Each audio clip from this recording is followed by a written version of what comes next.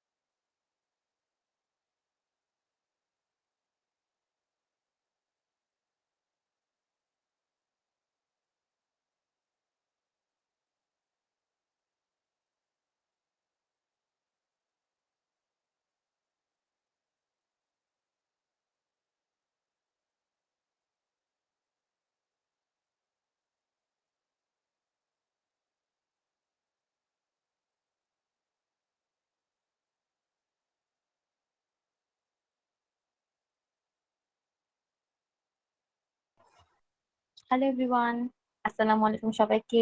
আশা করি সবাই শুনতে পাচ্ছেন আমাকে। একটু জানাবেন সবাই আমাকে ক্লিয়ারলি শুনতে পাচ্ছেন কিনা।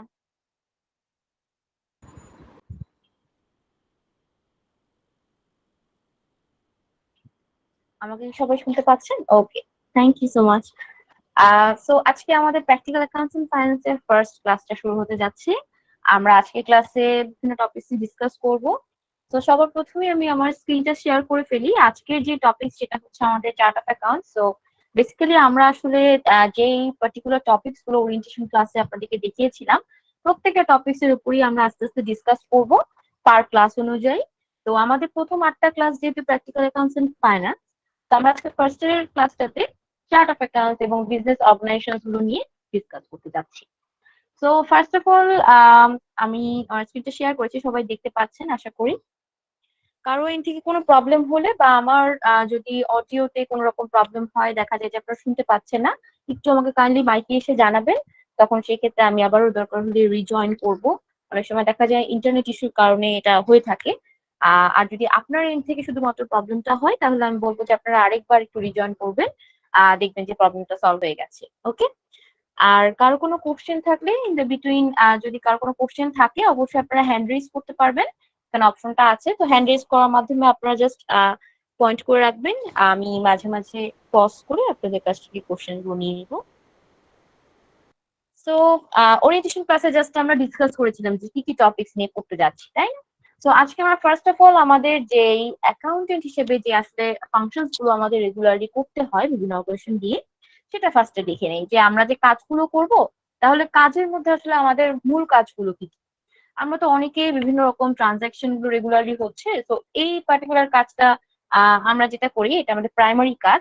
সেটা হচ্ছে regular day to day basis transaction গুলোকে এন্ট্রি করা।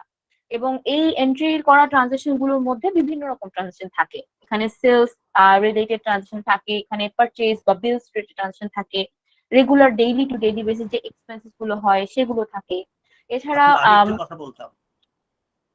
আজকে আমার ফার্স্ট ক্লাস, এর আগে কি কোনো ক্লাস ক্লাস হয়েছে কি এটা জানতে পারি?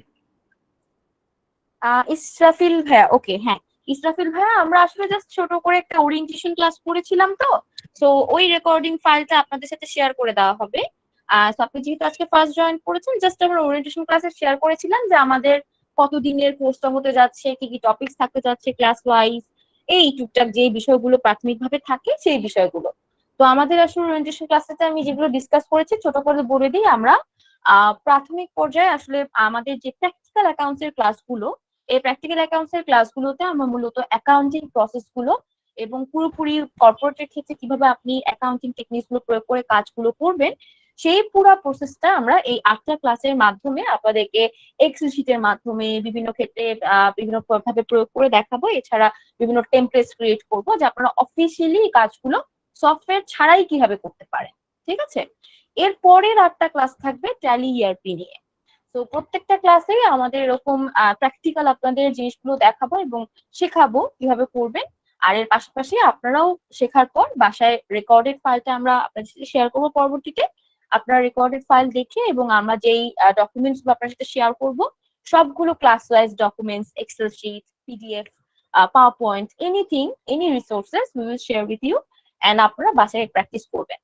অ্যান্ড দেন রেগুলারলি আমরা ক্লাস ওয়াইজ আপডেট আপনাদের কাছে নিব। কারো কোনো কোয়েরিজ থাকলে আমরা নেক্সট ক্লাসগুলোতে আস্তে আস্তে রিভিউ করব। এভাবেই আমরা ক্লাসগুলো নিব, ঠিক আছে? তো এই মূলত টপিক গুলো নিয়ে ডিসকাশনটা ছিল। আর ইন শর্টে আমি বলেছিলাম যে আমাদের প্র্যাকটিক্যাল অ্যাকাউন্টসের ক্লাস আসলে কি কি হতে যাচ্ছে সেই বিষয়গুলো। তো সেই অনুযায়ী আজকে আমরা ফার্স্ট ক্লাসটা শুরু করতে যাচ্ছি। This is the first class, day 1। So no problem, আপনার কোনো ক্লাস মিস হয়নি। ওকে,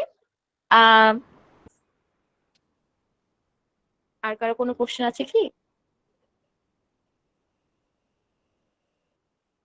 জি ইসরাবিল ভাই, আর কিছু বলবেন?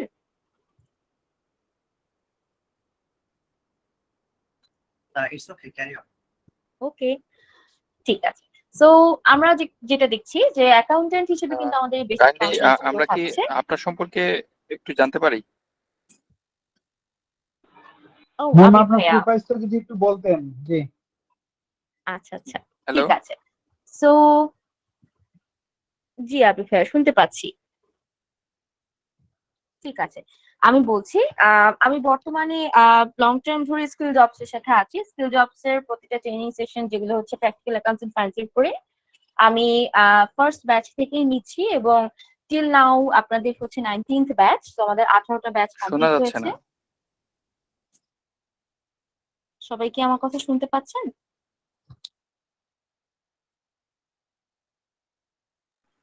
জি, কথা শোনা যাচ্ছে। হ্যাঁ, শোনা Maybe যাচ্ছে। জি, আমি কথা আমাদের শুনতে problem, পাচ্ছি। তাদের হচ্ছে ওই মাইক্রোফোনে প্রবলেম হতে পারে। আচ্ছা আচ্ছা। আর জি, আজকে আমি শুনতে একটু পাচ্ছি দেখেছি আপনার কথা। যে একটু নেটওয়ার্কেরও মনে হয় ইস্যু আছে। তো যদি কারো ক্ষেত্রে যদি প্রবলেম হয় শুনতে, একটু আরেকবার রিজয়েন করে দেখবেন শুনতে পান কিনা। অবশ্যই আমাকে জানাবেন। যদি সবার প্রবলেম হয় অবশ্যই আমি দরকার হলে আরেকবার রিজয়েন করব in that case. Okay, so আমি হচ্ছি স্কিল আমরা জবসে শুনতে আছি। পাচ্ছি না।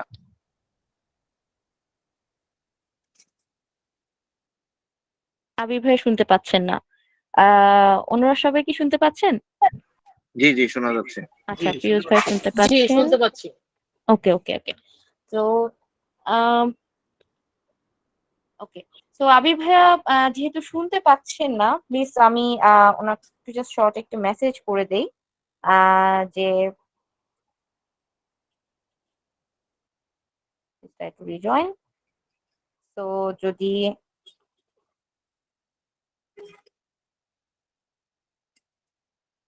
হ্যাঁ, আশা করি শুনতে পাবেন। আহ ঠিক আছে, আরিফিন ভাইয়া, জি বলুন, হ্যান্ড রেজ করেছেন।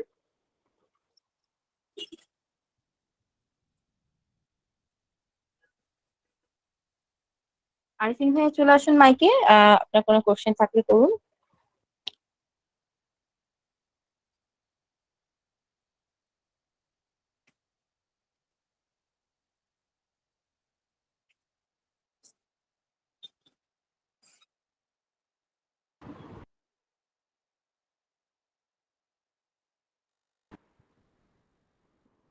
আচ্ছা, আইএফআরএস নিয়ে ডিসকাস করবো কিনা জানতে চাচ্ছেন? আচ্ছা আচ্ছা, ঠিক আছে। সো ইয়েস, আমাদের কোর্সটাতে হচ্ছে মূলত আমরা গ্যাপ স্ট্যান্ডার্ডে অ্যাকাউন্টিং প্রসেস বা আইএফআরএস স্ট্যান্ডার্ডে অ্যাকাউন্টিং কিছু প্রসেস বা ফাংশনস গুলো দেখবো। এবং basically day to day basis transaction থেকে শুরু করে আমরা যে জানি যে অ্যাকাউন্টিং সাইকেল অনুযায়ী যেভাবে কাজগুলো গুছিয়ে নিতে হয়, প্রত্যেকটা ফার্ম বা অর্গানাইজেশন অনুযায়ী কিন্তু আমাদের টাইপ অফ টাস্ক একই রকম থাকে। কাজের ফাংশনের যে প্রসেসটা আসবে ওই অ্যাকাউন্টিং প্রসেসটা একই রকম থাকে, বাট দেখা যায় স্ট্যান্ডার্ডস অনুযায়ী আমাদের অর্গানাইজেশনালি কিছু কিছু জিনিস আমরা ওই জায়গাগুলোতে প্রসেসের মধ্যে কিছু চেঞ্জেস থাকে। অনেক সময় কিছু রিপোর্ট এক্সট্রা আমাদের জেনারেট করতে হচ্ছে। কাজের প্রসেস গুলোকে কিভাবে গুছিয়ে নিতে পারবো আমরা। আর যদি সেক্ষেত্রে সেই অপারেশনে যদি আমাদের কোনো সফটওয়্যার না থাকে তাহলে আমরা কিভাবে এক্সেলে কাজ করতে পারবো, এক্সেলে কি কি বেসিক ফাংশনস শুনতে আছে যেগুলো ইউজ করতে শুনতে পারবো। পাচ্ছি না। আপনার আপনার লাইনটা মাঝে মধ্যে ইয়া হয়ে যাচ্ছে আর স্কিপ হয়ে যাচ্ছে। ভাইয়া, আপনার নেটওয়ার্কের সম্ভবত সমস্যা আছে। আপুরটা ক্লিয়ার আছে, আমরা শুনতে পাচ্ছি। আচ্ছা, এবার কি সবাই শুনতে পাচ্ছেন? জি, আমরা ক্লিয়ারলি শুনতে পাচ্ছি। আচ্ছা মেবি আচ্ছা ভাইয়ার আর কি প্রবলেম হবে না। জি আমিও আচ্ছা ক্লিয়ারলি আচ্ছা শুনতে পাচ্ছি। ওকে। তবুও আমি নেটওয়ার্কটা সুইচ করলাম, আমি ডাটাতে চলে আসলাম in that case. Okay, so যেটা বলছিলাম যে ডে টু ডে বেসিস যে ট্রান্সাকশন গুলো এন্ট্রি করা লাগে সেটাও, আর এর পাশাপাশি এডিশনালি আমাদের কোম্পানি ওয়াইজ কর্পোরেটস আসলে কি কি ধরনের কাজ গুছিয়ে নিতে হয়, আমাদের অ্যাকাউন্ট হিসেবে কি কি কাজ থাকে, দায়িত্ব বিষয়তার সাথে যেগুলো করতে হয়, এই জিনিসগুলোই আমরা মেইনলি এই কোর্সে দেখবো এবং প্র্যাকটিক্যালি শিখবো। যেটার মাধ্যমে যেটা হবে যে আপনারা যখন একটা নতুন একটা কর্পোরেশনে যান বা নতুন একটা প্রতিষ্ঠানে জয়েন করেন, তো সেখানে আসলে কাজটা বুঝে নিয়ে কাজ শুরু করতে করতে বা দেখা যায় 2 মাস থেকে 3 মাস পর্যন্ত সময় লেগে যায়। তো একটা বিষয় আছে যে প্রিপারেশন অলরেডি আছে, সেভাবে জয়েন করাটা এবং সেখান থেকে আপনার পরবর্তী প্রোগ্রেসটা আপনার নিজের করাটা ক্যারিয়ারের ক্ষেত্রে সেটা আছে। তো এই যে ইনিশিয়াল স্টেজে যে ধাপগুলোতে পার করতে হয় এবং দেখা যায় যে একটা নতুন, যদি একজন গ্রাজুয়েট করা ক্যান্ডিডেট নতুন জয়েন করতে চায় একটা কোম্পানিতে, তার জন্য অনেকটা টাফ হয়ে যায়। আবার দেখা যায় যে যারা অনেক ক্ষেত্রে দেখা গিয়েছে যে 2-3 বছর ধরে এক্সপিরিয়েন্স আছে, বাট এমন একটা কোম্পানিতে এক্সপিরিয়েন্স আছে যেখানে হয়তো সে ম্যানুয়ালি নিজে শিখে নিজে বুঝে কাজটা করেছে একটা সময়, বাট এখন সে চাচ্ছে আর একটু ভালোভাবে সে বেটার ক্যারিয়ার ডেভেলপমেন্ট করতে। তো ওই জায়গাটাতে আমি চিন্তা করি যে সবসময় আমাদের এই নিজের ডেভেলপমেন্টের জন্য কাজ করা উচিত। তো আমাদের এই মেইন কোর্সটাতে আসলে যেই টপিক গুলো ডিসকাস করবো সেগুলোর মধ্যে আছে চার্ট অফ অ্যাকাউন্ট, সেগুলোর মধ্যে আছে inventory management, budget creation process, এবং আপনারা অ্যাকাউন্টিং একটা পুরো সাইকেলকে, মানে অ্যাকাউন্টিং সাইকেলের মধ্যে আছে জার্নালের পর থেকে লেজার, ট্রায়াল ব্যালেন্স, দেন আমরা ফাইন্যান্সিয়াল স্টেটমেন্টস গুলো তৈরি করার আগে ট্রায়াল ব্যালেন্সটা থেকেই কিন্তু ব্যালেন্স গুলো নিয়ে ফাইন্যান্সিয়াল স্টেটমেন্টস গুলো তৈরি করি। দেন ফাইনালি আমাদের পুরো রিপোর্ট আমরা সাবমিট করি পার মান্থ বা পার ইয়ারলি বেসিসে। তো এই যে আমাদের প্রত্যেকটা প্রসেস আছে কাজের, এই কাজের প্রসেস গুলো আমরা এক্সেল এর মাধ্যমে দেখবো এবং আমি আপনাদেরকে অটোমেট কিছু প্রসেসে এক্সেলটাও তৈরি করাটা শিখিয়ে দিব। তো অনেক ক্ষেত্রে যাদের দেখা যায় এই ধরনের কিছু প্রবলেমস আছে, বেসিক টু অ্যাডভান্স লেভেলের ক্ষেত্রে অনেক সময় দেখা যায় অ্যাডভান্স কিছু জার্নাল এন্ট্রিজ আছে, লেজার ব্যালেন্স ক্রিয়েশনের ব্যাপার আছে। সো লেজারের গুলোর ক্ষেত্রেও কিন্তু আমরা কিছু এডিশনাল কিছু কাজগুলো করতে পারি যেগুলো বিভিন্ন কোম্পানি ওয়াইজ আমাদের কাজগুলোকে ইজি করে দিবে আরো। সো ওই বিষয়গুলো আমরা এই কোর্সটাতে শিখবো আমাদের প্র্যাকটিক্যাল ক্লাসগুলোতে।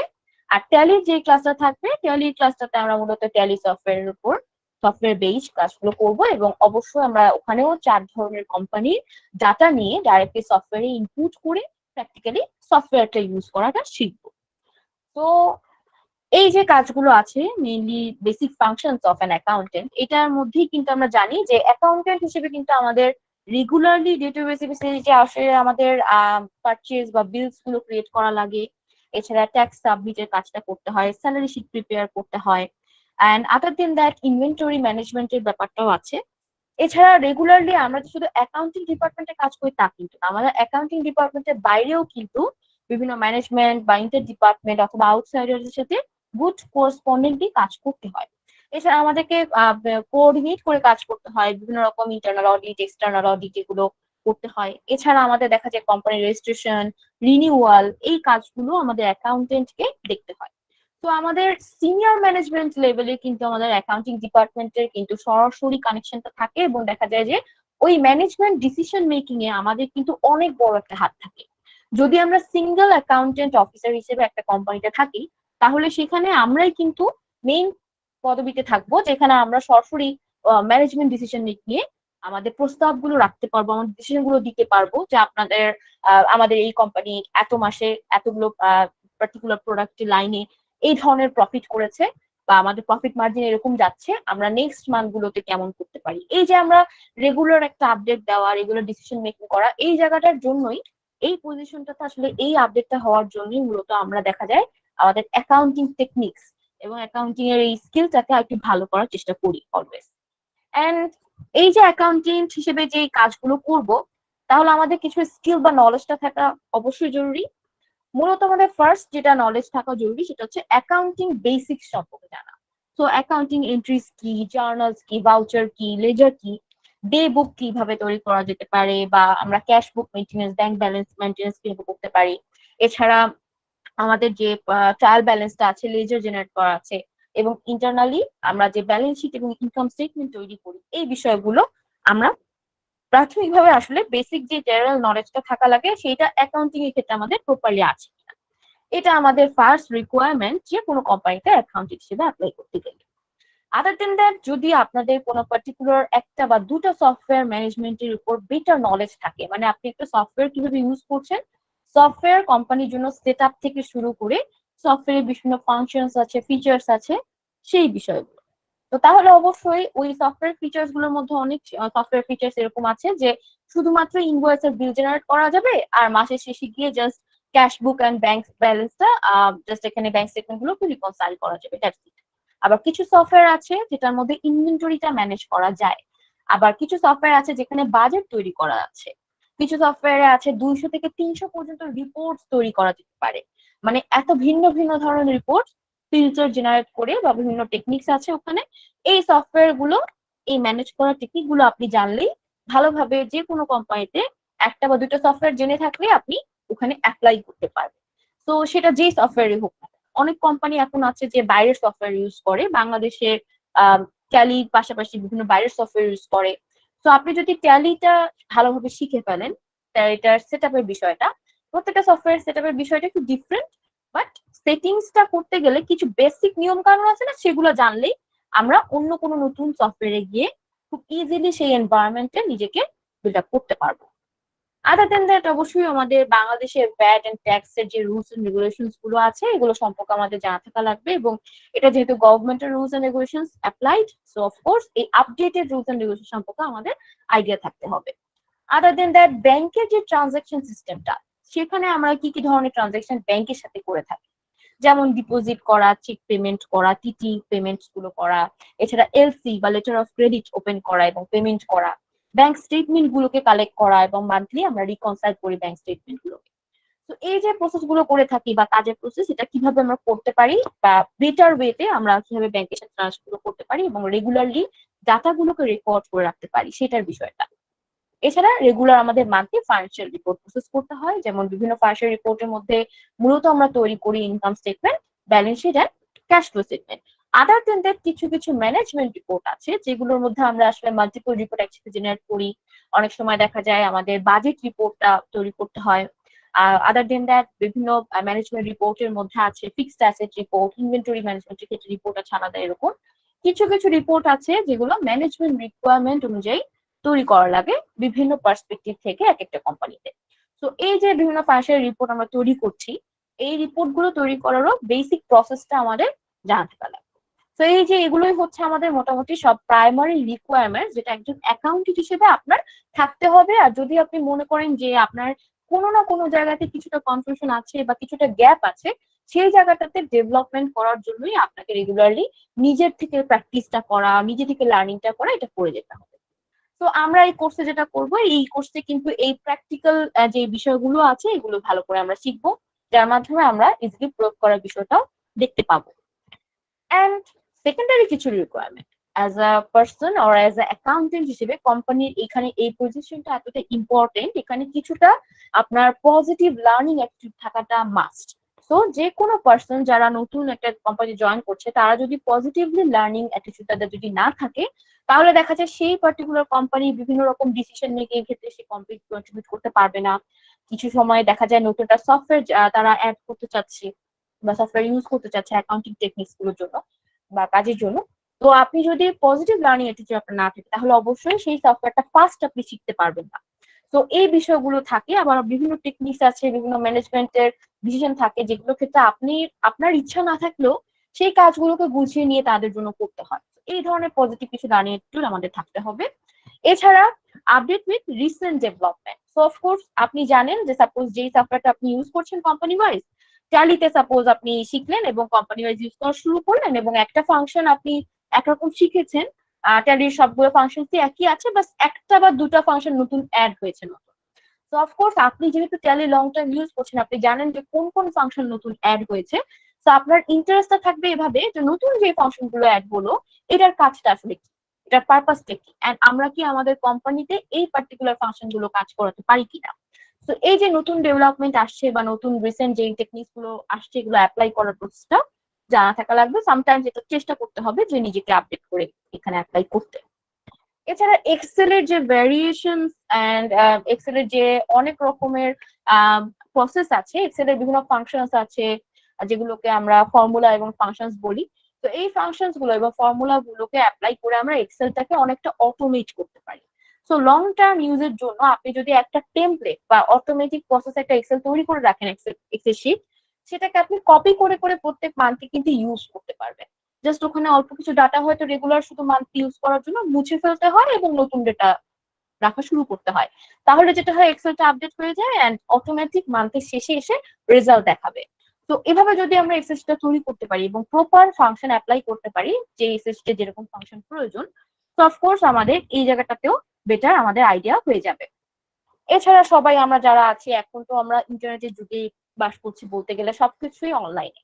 তো অবশ্যই ইমেল আর ইন্টারনেট সম্পর্কে ভালোভাবে আপনাদের আইডিয়া থাকতে হবে এবং কিভাবে অপারেট করবেন খুব ফাস্ট। অনেক সময় দেখা যায় ইলেকট্রিসিটি না থাকার কারণে বা আমরা দেখা যায় এক্সেল একটা কিছু সেভ করে রেখেছি, আমরা জানি না যে স্প্রেডশিট কিভাবে ইউজ করবো। তো অনলাইনে কিন্তু গুগল স্প্রেডশিট অ্যাভেলেবল। তো আমরা ইজিলি এই অনলাইনে কিভাবে ফাইলগুলোকেও সেভ করে রাখতে পারি, যে কোনো সময় ইমার্জেন্সিতে আমরা সেগুলো ডাউনলোড করে ইউজ করতে পারি।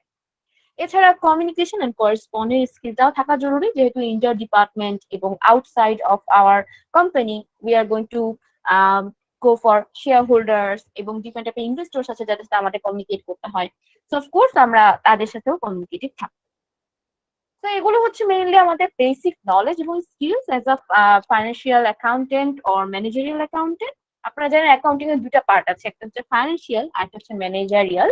তো ফাইন্যান্সিয়াল অ্যাকাউন্টিং এর ক্ষেত্রে আসলে কাজের প্রসেস হচ্ছে মূলত আমরা day to day basis transaction হয়, সেই ট্রানজাকশনটাকে অ্যাকাউন্টিং সাইকেলে ফেলে সুন্দরভাবে ডাটাগুলোকে জেনারেট করে নিয়ে আসি এবং at the end of that আমরা কিন্তু রিপোর্ট জেনারেট করি, যেটার মাধ্যমে আমরা পুরো ইনফরমেশনটাকে রিপোর্টের মাধ্যমে শো করছি। এটা হচ্ছে ফাইন্যান্সিয়াল অ্যাকাউন্টিং এর কাজ। এন্ড ম্যানেজারিয়াল অ্যাকাউন্টিং এর কাজ হচ্ছে ম্যানেজারিয়াল যারা অ্যাকাউন্টেন্টস থাকেন তারা আসলে সিনিয়র ম্যানেজমেন্ট পোস্টে থাকেন এবং দেখা যায় যে তারা রেগুলারলি যেটা করেন যে যে রিপোর্ট গুলো ফাইন্যান্সেস থেকে জেনারেট করা হচ্ছে, অ্যাকাউন্টস থেকে জেনারেট করা হচ্ছে, সেখান থেকে আমরা যেটা করি ওই রিপোর্টস গুলোকে অ্যানালাইসিস করে বের করি যে আসলে আমাদের প্রফিট মার্জিন কত হলে সামনের দিকে ভালো, আমাদের কোম্পানির টার্গেটটা কি, লং টার্ম টার্গেট অনুযায়ী আমরা আগাতে পারছি কিনা, আমাদের কোনো ব্যাকফলস আছে কিনা, কোনো আমাদের কোনো প্রোডাকশনে কোনো ডিফিকাল্টিস আছে কিনা, আমাদের সেলসটা কিরকম বাড়ালে বা কাস্টমার ডিমান্ড কেমন চলছে, আমাদের সেলস কেমন চলছে। তো এই যে বিভিন্ন রকম ট্রেন্ড অনুযায়ী অ্যানালাইসিস করা, তারপর রিপোর্ট অ্যানালাইসিস করে একটা ডিসিশন মেকিং এর জন্য ম্যানেজমেন্টকে রিকোয়ারমেন্ট গুলো বলা বা অ্যাডভাইস করা, এই যে এই বিষয়টা আছে এটা হচ্ছে ম্যানেজারিয়াল অ্যাকাউন্টেন্টস এর কাজ। তো ম্যানেজারিয়াল অ্যাকাউন্টিংটা শেখা বা কাজটা করাটা খুব কঠিন কিছু না, যদি শিখে ফেলি আমরা তাহলে অবশ্যই করতে পারবো।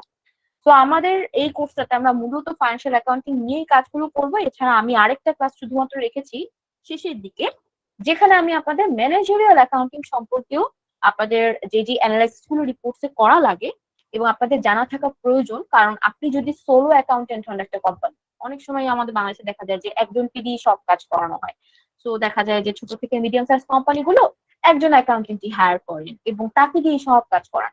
তো ডিপার্টমেন্ট বলতে ওই একজন সবকিছু করেন, ব্যাংকেও যাওয়া আসা করা, ফাইন্যান্সিয়াল অ্যাকাউন্টিং এর সবগুলো প্রসেসও করা, day to day basis transaction গুলোকে এন্ট্রি করা, আবার মাসের শেষে এসে তারা বিভিন্ন রিকোয়ারমেন্টও তাদের কাছে থাকে যে আমাদের এই রিপোর্ট জেনারেট করতে হবে, ওই ধরনের কিছু আপডেট দিতে হবে। তো এই যে বিষয়গুলা, এগুলো তাহলে আপনি জানা থাকলে অবশ্যই করতে পারবেন, তাই না? তো এই যে আমরা আজকে যেটা করব, ফার্স্ট হচ্ছে যে আমরা জানি যে প্রত্যেকটা অর্গানাইজেশনে বিভিন্ন অ্যাকাউন্টস নিয়ে আমরা কাজ করি।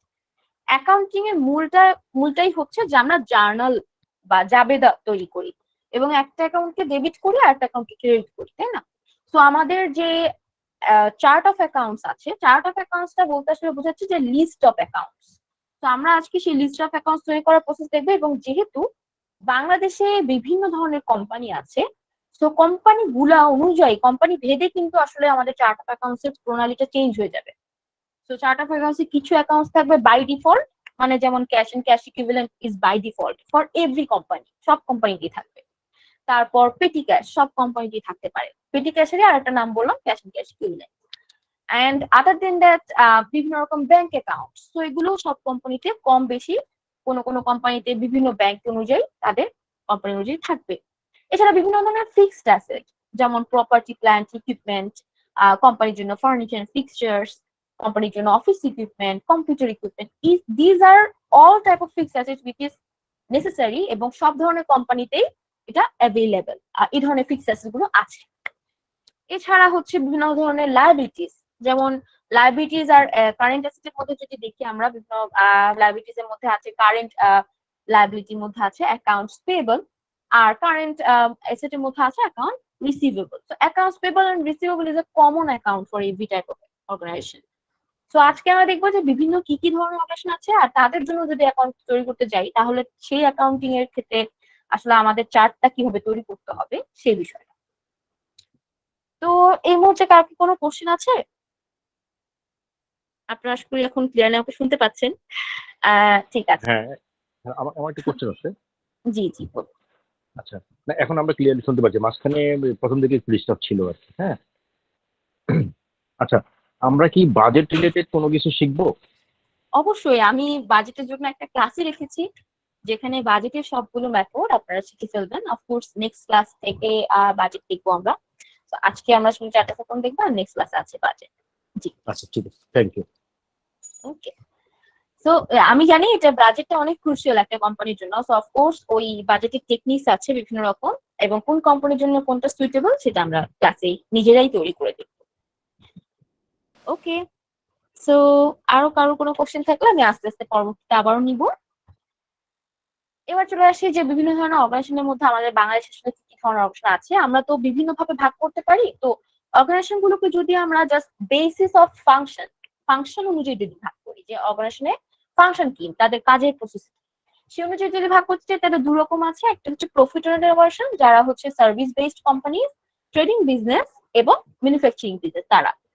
এছাড়া নন প্রফিট অর্গানাইজেশন আছে, যারা আসলে প্রফিট জন্য কাজ করে না, তারা আসলে এনভায়রনমেন্টালি, তারা পারিবার মানে তারা দেখা যায় কান্ট্রির জন্য কাজ করে, বিভিন্ন সমাজের জন্য কাজ করে। তো এই ধরনের কোম্পানিগুলো হচ্ছে এনজিওস বা ইন্টারন্যাশনাল এনজিও। ওকে, সো প্রফিট ওরিয়েন্টেড কোম্পানি যারা আছে, ফার্স্ট অফ অল আসে হচ্ছে ম্যানুফ্যাকচারিং বিজনেস গুলো। তো যারা হচ্ছে নিজেরাই প্রোডাক্ট প্রডিউস করে এন্ড তারপর তাদের মার্কেট অনুযায়ী তারা হয়তো হোলসেল করে অথবা রিটেলারদেরকেও ডাইরেক্টলি সেল করে থাকে, অনেক সময় নিজেরাও সেল করে নিজেদের সব। তো এই ধরনের বিজনেস গুলোর আসলে কাজের প্রসেসটা কি? ফার্স্ট অফ অল তারা র মেটেরিয়ালস কিনে, এন্ড অফকোর্স র মেটেরিয়ালস থেকে তারা সেই ফিনিশ গুডটাকে প্রসেস করে তৈরি করে। ফিনিশ গুডটাকে ফাইনালি তারা প্যাকেজিং করে এবং দেখা যায় তাদের ইনভেন্টরি বা ওয়্যার হাউসে রাখে, এবং সেখান থেকে আস্তে আস্তে তারা মার্কেটিং এন্ড সেলস ডিপার্টমেন্টের মাধ্যমে অ্যাডভার্টাইজমেন্ট করে আস্তে আস্তে তাদের প্রোডাক্টগুলোকে সেল করে। এন্ড যখন সেল হয় তখন কিন্তু কিছু কাস্টমার আছে ডাইরেক্টলি তারা ক্যাশে পেমেন্ট দিচ্ছে বা ব্যাংকের মাধ্যমে পেমেন্ট দিচ্ছে, এবং প্রোডাক্টগুলো সেল হয়ে যাচ্ছে। আর কিছু পেমেন্ট দেখা যায় তৎক্ষণাৎ কালেক্ট করা যায় না, কিছু পেমেন্ট দেখা যায় ক্রেডিটে থেকে যায়। তো সেই পেমেন্ট গুলো পরবর্তীতে কালেকশন করার কাজ আমাদের থাকে, এবং দেখা যায় যে ওই যে প্রথমের দিকে যে র মেটেরিয়ালস গুলো পারচেস করেছিলাম, আমাদের কোম্পানিও কিন্তু অনেক সময় পেন্ডিং পেমেন্টে র মেটেরিয়াল পারচেস করে নিয়ে এসে ইউজ করা শুরু করে, এবং আস্তে আস্তে সেই পেমেন্টটা পরবর্তীতে দিয়ে থাকে। তো সেটাকে বলা হয় ক্রেডিট পেমেন্ট বা ডিউ পেমেন্ট। তো এই ডিউ পেমেন্ট গুলো কিন্তু আমাদের পরবর্তীতে আমাদের যে সাপ্লায়ার্স আছে তাদেরকে দিতে হয়। এছাড়া এই কোম্পানিগুলোতে কিন্তু রেগুলার এক্সপেন্সেস থাকে, যেমন অফিসের বিভিন্ন এক্সপেন্স গুলোকে আমরা এই নামে জানি যে জেনারেল এন্ড অ্যাডমিনিস্ট্রেটিভ এক্সপেন্সেস বা অপারেশনাল এক্সপেন্সেস। তো অপারেশনাল এক্সপেন্সেস যেগুলো আছে এগুলোকে বলা হয় রেগুলার এক্সপেন্সেস কোম্পানি। তো এগুলোর মধ্যে আছে স্যালারি পেমেন্ট, রেন্ট পেমেন্ট, বিভিন্ন রকম ইউটিলিটিস এর জন্য কস্ট, রিপেয়ার এন্ড মেইনটেনেন্স, বিভিন্ন রকম এরকম ছোট ছোট এক্সপেন্সেস আছে যেগুলো কোম্পানিতে করছে। এছাড়া at the end of the day দেখা যায় আমাদের পুরো মান্থের ডাটা গুলোকে যখন আমরা রিপ্রেজেন্ট করার পর ফাইনালি আমাদের কোম্পানি ওয়াইজ একটা ট্যাক্স আসে, সেই ট্যাক্সটাকে আমাদের গভর্নমেন্টকে প্রোভাইড করতে হয়। এর পাশাপাশি আমাদের যদি শেয়ার হোল্ডাররা থাকে, এই কোম্পানিতে ইনভেস্ট করে থাকে, তাদেরকে আমরা দেখা যায় প্রফিট থেকে আমরা ডিভিডেন্ডটা দিচ্ছি। তো এই যে কাজের প্রসেসটা, এই প্রসেসটা আসলে করা হয় মেইনলি ম্যানুফ্যাকচারিং বিজনেসের ক্ষেত্রে। এবং ম্যানুফ্যাকচারিং বিজনেস, যে কোনো ম্যানুফ্যাকচারিং বিজনেস আপনি যদি দেখেন এই প্রসেসেই কিন্তু কাজ করে থাকে তারা। তো এখানে এই প্রসেসের মধ্যে যদি এখন আমরা অ্যাজ অ্যান অ্যাকাউন্টেন্ট জাস্ট আমাদের কাজটা যদি দেখতে চাই, তাহলে আমরা দেখতে পাবো যে প্রত্যেকটা প্রসেসের মধ্যে কিন্তু আমাদের সবারই ইন্ডিভিজুয়ালি রেসপন্সিবিলিটিটা সবচেয়ে বেশি। অ্যাকাউন্টিং ডিপার্টমেন্ট থেকে প্রথমে যখন র মেটেরিয়াল কেনা হবে তখন একটা পারচেজ ডিটেইলস এবং বিলস জেনারেট করা হয়, এবং সেই পর আমরা যখন সেই র মেটেরিয়াল গুলো পারচেজ করি সেটা ডাটাটাও রাখা হয় যে কি পরিমাণ কোয়ান্টিটিতে র মেটেরিয়াল পারচেজ করা হচ্ছে। সেই র মেটেরিয়াল যদি ইনভেন্টরিতে রাখা হয়, সেই ইনভেন্টরিতেও সেই ডাটাগুলো থাকে। এছাড়া পরবর্তীতে যখন কনভার্ট করা হয় র মেটেরিয়াল থেকে ফিনিশ গুডসে, তো সেই সময় বিভিন্ন ম্যানুফ্যাকচারিং এর ক্ষেত্রে যার বিভিন্ন রকম প্রোডাক্টের জন্য কস্ট থাকে, প্রোডাকশন কস্ট, সেই কস্টগুলো আমরা ক্যালকুলেশন করে বের করি। এছাড়া আমাদের এর পরবর্তীতে যখন ইনভেন্টরিতে বা স্টোরেজে সেই ফাইনাল প্রোডাক্টটা রাখা হয় সেলস করার আগে, তখন সেই ক্ষেত্রে সেই প্রোডাক্টগুলোকে কাউন্ট করে রাখা বা ওয়্যার হাউস ম্যানেজমেন্টের বিষয়টা অ্যাকাউন্টেন্ট হিসেবে কিন্তু আমাদেরকে হ্যান্ডেল করতে হয়। এছাড়া দেখা যায় আপনাদের একটা কোশ্চেন হতে পারে যে ওয়্যার হাউস ম্যানেজার তো থাকে। হ্যাঁ, ওয়্যার হাউস ম্যানেজার থাকে, তারা হচ্ছে অন ডিউটি সেখানে হিসাবটা রাখে এবং পরবর্তীতে আমাদের দেখা যায় রেগুলার একটা আপডেট দিয়ে থাকে। এন্ড আমরা আমাদের এক্সেল শিটের মাধ্যমে বা সফটওয়্যারের মাধ্যমে ইনভেন্টরি ম্যানেজমেন্টটা করতে পারি। দেন আমাদের মার্কেটিং এন্ড সেলস ডিপার্টমেন্ট যখন সেলস করা শুরু করে, বিভিন্ন রকম ক্যাম্পেইনস, অ্যাডভার্টাইজমেন্ট এগুলোর ক্ষেত্রে যেগুলো কস্ট লাগে, এগুলোও কিন্তু অ্যাকাউন্টিং ডিপার্টমেন্ট থেকেই প্রোভাইড করা হচ্ছে। তো সেই সময় আমাদের ডাটাগুলোতে ট্রানজাকশন গুলো এন্ট্রি করে আমাদের ওদেরকে সেই পেমেন্ট গুলো দিতে হচ্ছে। এছাড়া আমরা রেগুলারলি যে কাস্টমারদের পেমেন্ট তৎক্ষণাৎ কালেক্ট করতে পারছি, সেগুলোর সাথে সাথে আমাদের ক্যাশ পেমেন্ট হয়ে যাচ্ছে। আর যে কাস্টমাররা পরবর্তীতে পেমেন্ট করছে, তাদের পেমেন্ট গুলো আমরা পরবর্তীতে কালেকশন করছি। এছাড়া আমাদের যে সাপ্লায়ার্স আছে, তাদেরকেও আমরা নেক্সট যে ডিউ পেমেন্ট গুলো আস্তে আস্তে পেমেন্ট করতে থাকি, সেই পেমেন্ট গুলো বা বিল গুলো আমরা আস্তে আস্তে প্রোভাইড করতে থাকি, পেমেন্ট গুলো করতে থাকি। তো সেই সময়ে অল টাইপ অফ পেমেন্টস আমরা ব্যাংক বা ক্যাশ এর মাধ্যমে এন্ট্রি দিয়ে থাকি এবং দেখা যায় যে এই ট্রানজাকশন গুলোকে আমরা আমাদের ডাটা এন্ট্রির মাধ্যমে আস্তে আস্তে জার্নাল, লেজার, ট্রায়াল ব্যালেন্স এভাবে করে প্রসেস করতে থাকি। এবং রেগুলার যে এক্সপেন্সেস গুলো আছে, regular day to day basis expenses গুলো আমরা রেগুলারলি অ্যাকাউন্টিং ডিপার্টমেন্ট থেকেই এই ফিজ গুলো বা এক্সপেন্স গুলো প্রোভাইড করে থাকি এবং এগুলো ডাটা গুলোকে আমাদের রাখতে হচ্ছে। এর পাশাপাশি ট্যাক্সটা ক্যালকুলেট করে বের করা, মাসের শেষে এসে আমরা যখন net profit or net loss before tax and ডিভিডেন্ডটা বের করি, সেখান থেকে আমরা পরবর্তীতে বের করি যে আমাদের কতটুকু সেলস ট্যাক্স দিতে হবে গভর্নমেন্টকে, এবং সেই ক্যালকুলেশনটা আমরা করি। এবং পরবর্তীতে দেখা যায় যদি কোম্পানির শেয়ার হোল্ডার্স থাকে যারা ইনভেস্ট করেছে কোম্পানিতে, কোম্পানি যদি সেই মাসে প্রফিট হয়, তাহলে অবশ্যই আমরা সেই বাৎসরিক একটা ডিভিডেন্ড তাদের জন্য প্রস্তুত করি, ক্যালকুলেশন করে বের করি যে তারা আসলে বছরে পুরোপুরি কত ডিভিডেন্ড পাচ্ছে, এবং মান্থলি সেটা প্রফিটের উপর বেস করে হয়। তো মান্থলি যদি প্রফিট হয় আমাদের কোম্পানি কন্টিনিউয়াসলি 12 মান্থস, তো অফকোর্স আমরা সেখানে ওই মান্থ গুলো অনুযায়ী পার্সেন্টেজ ক্যালকুলেট করে তাদেরকে ডিভিডেন্ডটা প্রোভাইড করি। তো এই যে প্রত্যেকটা ক্লাসের কাজের প্রসেস দেখলাম, এই কাজের প্রসেসে প্রত্যেকটা ধাপে ধাপে কিন্তু অ্যাকাউন্টেন্ট হিসেবে আপনার কাজ আছে। এবং এই কারণেই ম্যানুফ্যাকচারিং বিজনেস এর ফাংশনস এর দিকে খেয়াল করলে আমরা বুঝতে পারি যে অ্যাকাউন্টিং ডিপার্টমেন্ট থেকে কিন্তু মূলত ফাইন্যান্সিয়াল রিলেটেড যাবতীয় যা কিছু আছে সবকিছু আমরা এখান থেকে প্রোভাইড করছি। তো আপনারা আসলে বুঝতে পেরেছেন যে কাজের প্রসেস অনুযায়ী কিন্তু তাহলে আমাদের চার্ট অফ অ্যাকাউন্টসটাও কিন্তু তৈরি করা লাগবে। তো যাতে যদি ম্যানুফ্যাকচারিং কোম্পানির চার্ট অফ অ্যাকাউন্টস তৈরি করি, এখানের অ্যাকাউন্টস গুলো নিয়েই আমাদের চার্ট অফ অ্যাকাউন্টসটা তৈরি করতে হবে। এছাড়া আছে ট্রেডিং বিজনেস। তো ট্রেডিং বিজনেসটা হচ্ছে তারা যারা হচ্ছে নিজেরাই কোনো প্রাকৃতিক কোনো উপাদানকে তারা উত্তোলন করে পৃথিবী থেকে বা নেচার থেকে, এবং তারা সেল করে। অনেক গ্যাস বা পেট্রোলিয়াম কোম্পানি আছে, আবার অনেক কোম্পানি আছে যারা ডাইরেক্টলি ম্যানুফ্যাকচারিং কোম্পানি থেকে পারচেজ করে আবার রিসেল করে, রিসেলার্স, ডিস্ট্রিবিউটার্স তারা। তো তারা হচ্ছে ট্রেডিং বিজনেস। তারা কি করে, ট্রেড করে, যে এক জায়গা থেকে পারচেজ করে আরেক জায়গায় সেল করছে। তো তাদের কাজটা হচ্ছে তারা ডাইরেক্টলি ফিনিশ গুডস কিন্তু পারচেজ করবে, এবং তারা নিজেরা প্রডিউস যেহেতু করে না, তো ফিনিশ গুডস পারচেজ করার পর ওই গুডস গুলোকে স্টোরেজে কিপ করে রাখার জন্য তারা ইনভেন্টরিটা ম্যানেজ করে থাকে। এছাড়া তাদের সেলস এবং মার্কেটিং এর টেকনিক্স গুলো আলাদা হয়ে থাকে, এবং তারা দেখা যায় আস্তে আস্তে সেল করা শুরু করে, কাস্টমারদের কাছ থেকে পেমেন্ট গুলো কালেক্ট করে এবং সাপ্লায়ারদেরকে বা এক্সপেন্স গুলো অনুযায়ী পেমেন্ট করে থাকে। এছাড়া তাদেরও একটা রেগুলার অফিসিয়াল এক্সপেন্সেস থাকে, যেটাকে জেনারেল অ্যাডমিনিস্ট্রেটিভ এক্সপেন্স বলি। অ্যান্ড তাদেরও দেখা যায় গভর্নমেন্টের ট্যাক্স সাবমিট করতে হচ্ছে, এবং যদি শেয়ার হোল্ডার থাকে তাদের ডিভিডেন্ডটা তারা পেমেন্ট করছে।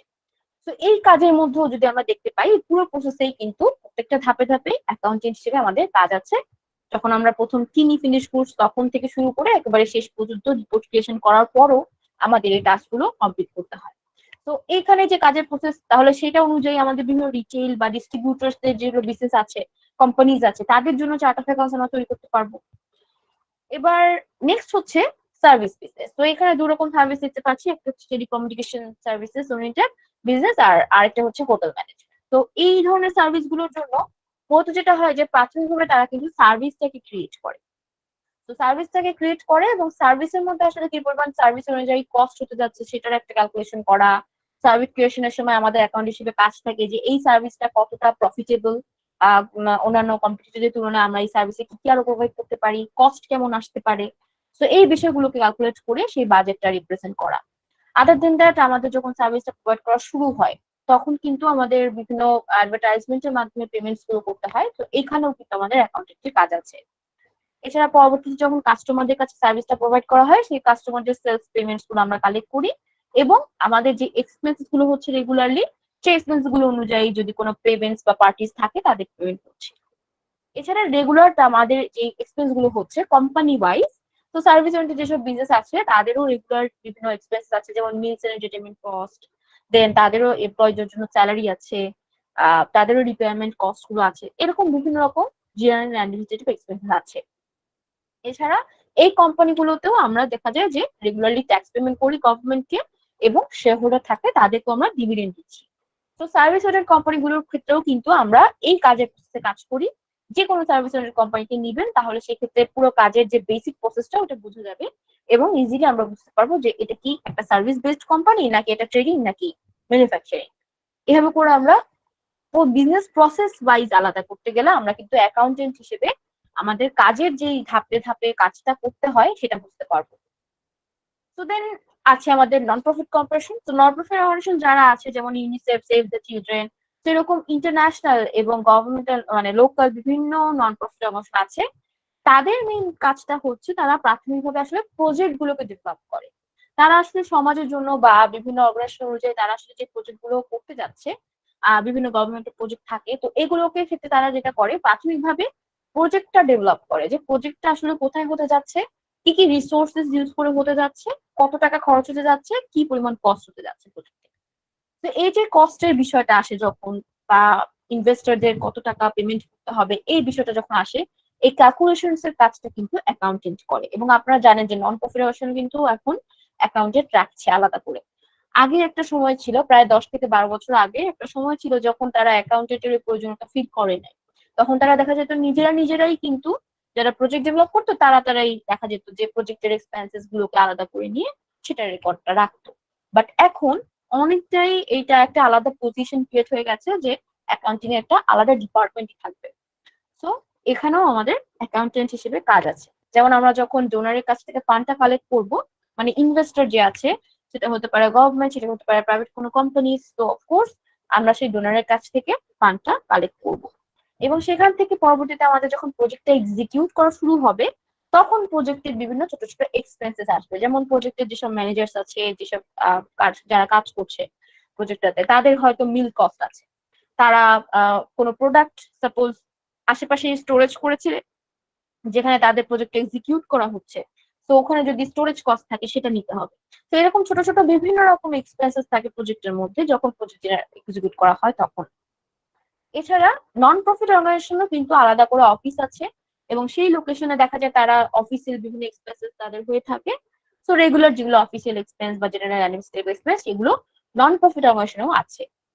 এছাড়া যখন তারা প্রজেক্টটা সাবমিট করছে, এই পর্যায়ে এসে সাবমিশনের সময় তারা ডোনারকে প্রজেক্টটা সাবমিট করে এবং প্রজেক্টের রিপোর্টটা ডোনারকে দেয়। এর পাশাপাশি নেসেসারি অথরিটিস বলতে আসলে নেক্সট যারা ইন্টারেস্টেড আমাদের প্রজেক্টের রিপোর্ট তাদেরকে আমরা সাবমিট করি।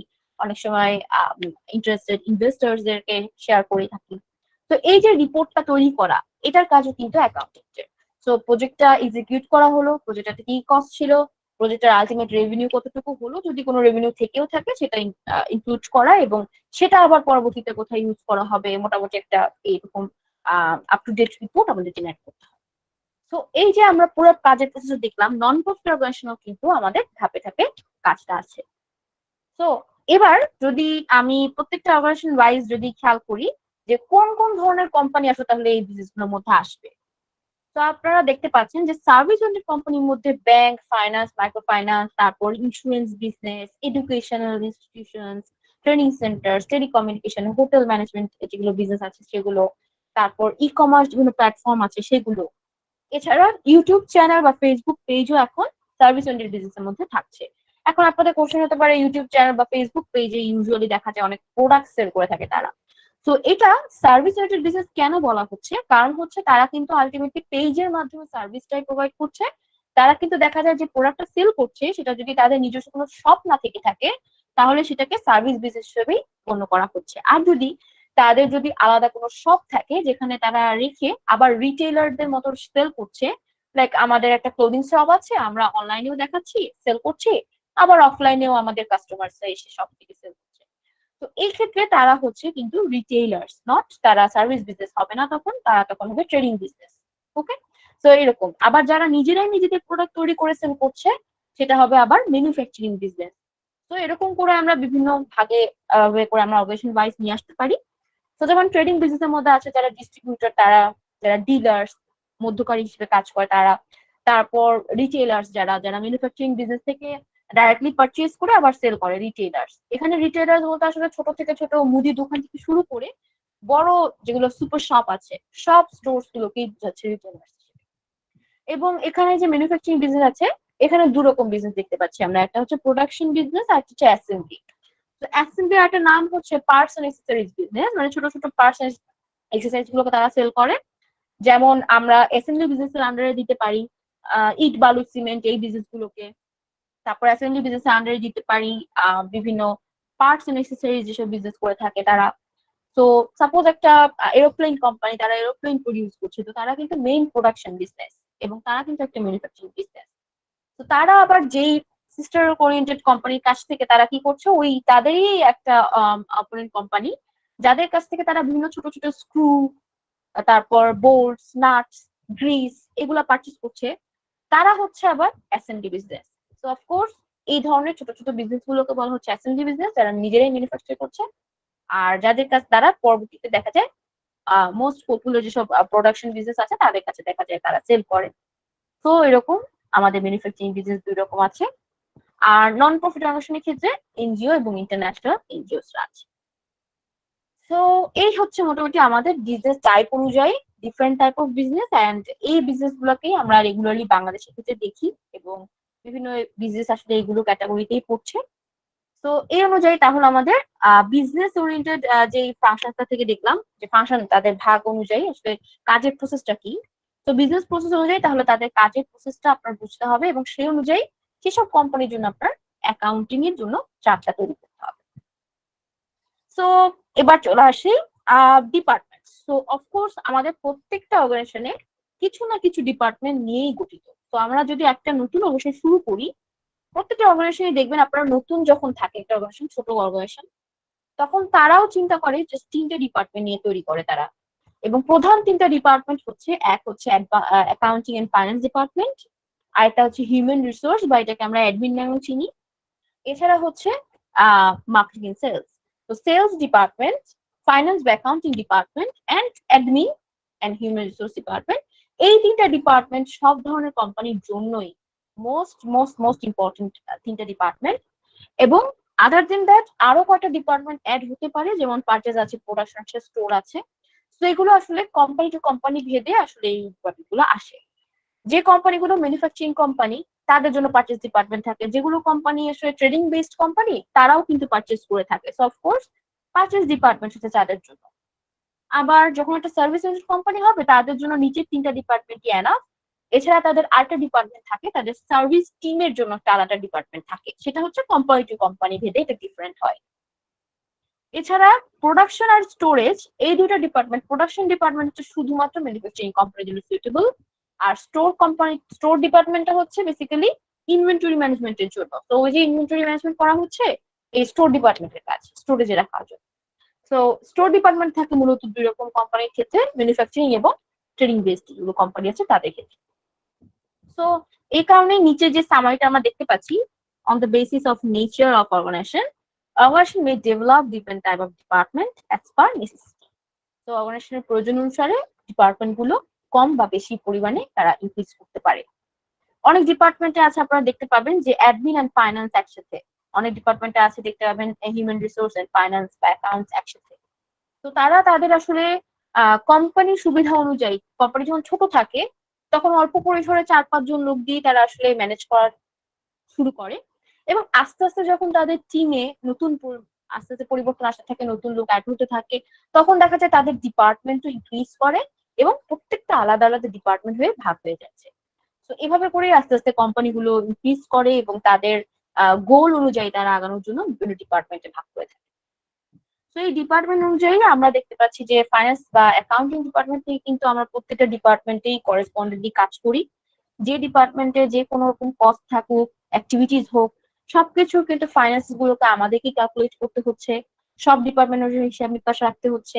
এছাড়া দেখা যায় যে মান্থলি যে রিপোর্টটা জেনারেট করি সব ডিপার্টমেন্ট গুলো নিয়েই কিন্তু জেনারেট করা হয়। তো সেখানে যদি আলাদা কোনো কস্ট বা এক্সপেন্সেস হয় সেগুলো আমরা মেনশন করি। তো এবার চলে আসি চার্ট অফ অ্যাকাউন্টস।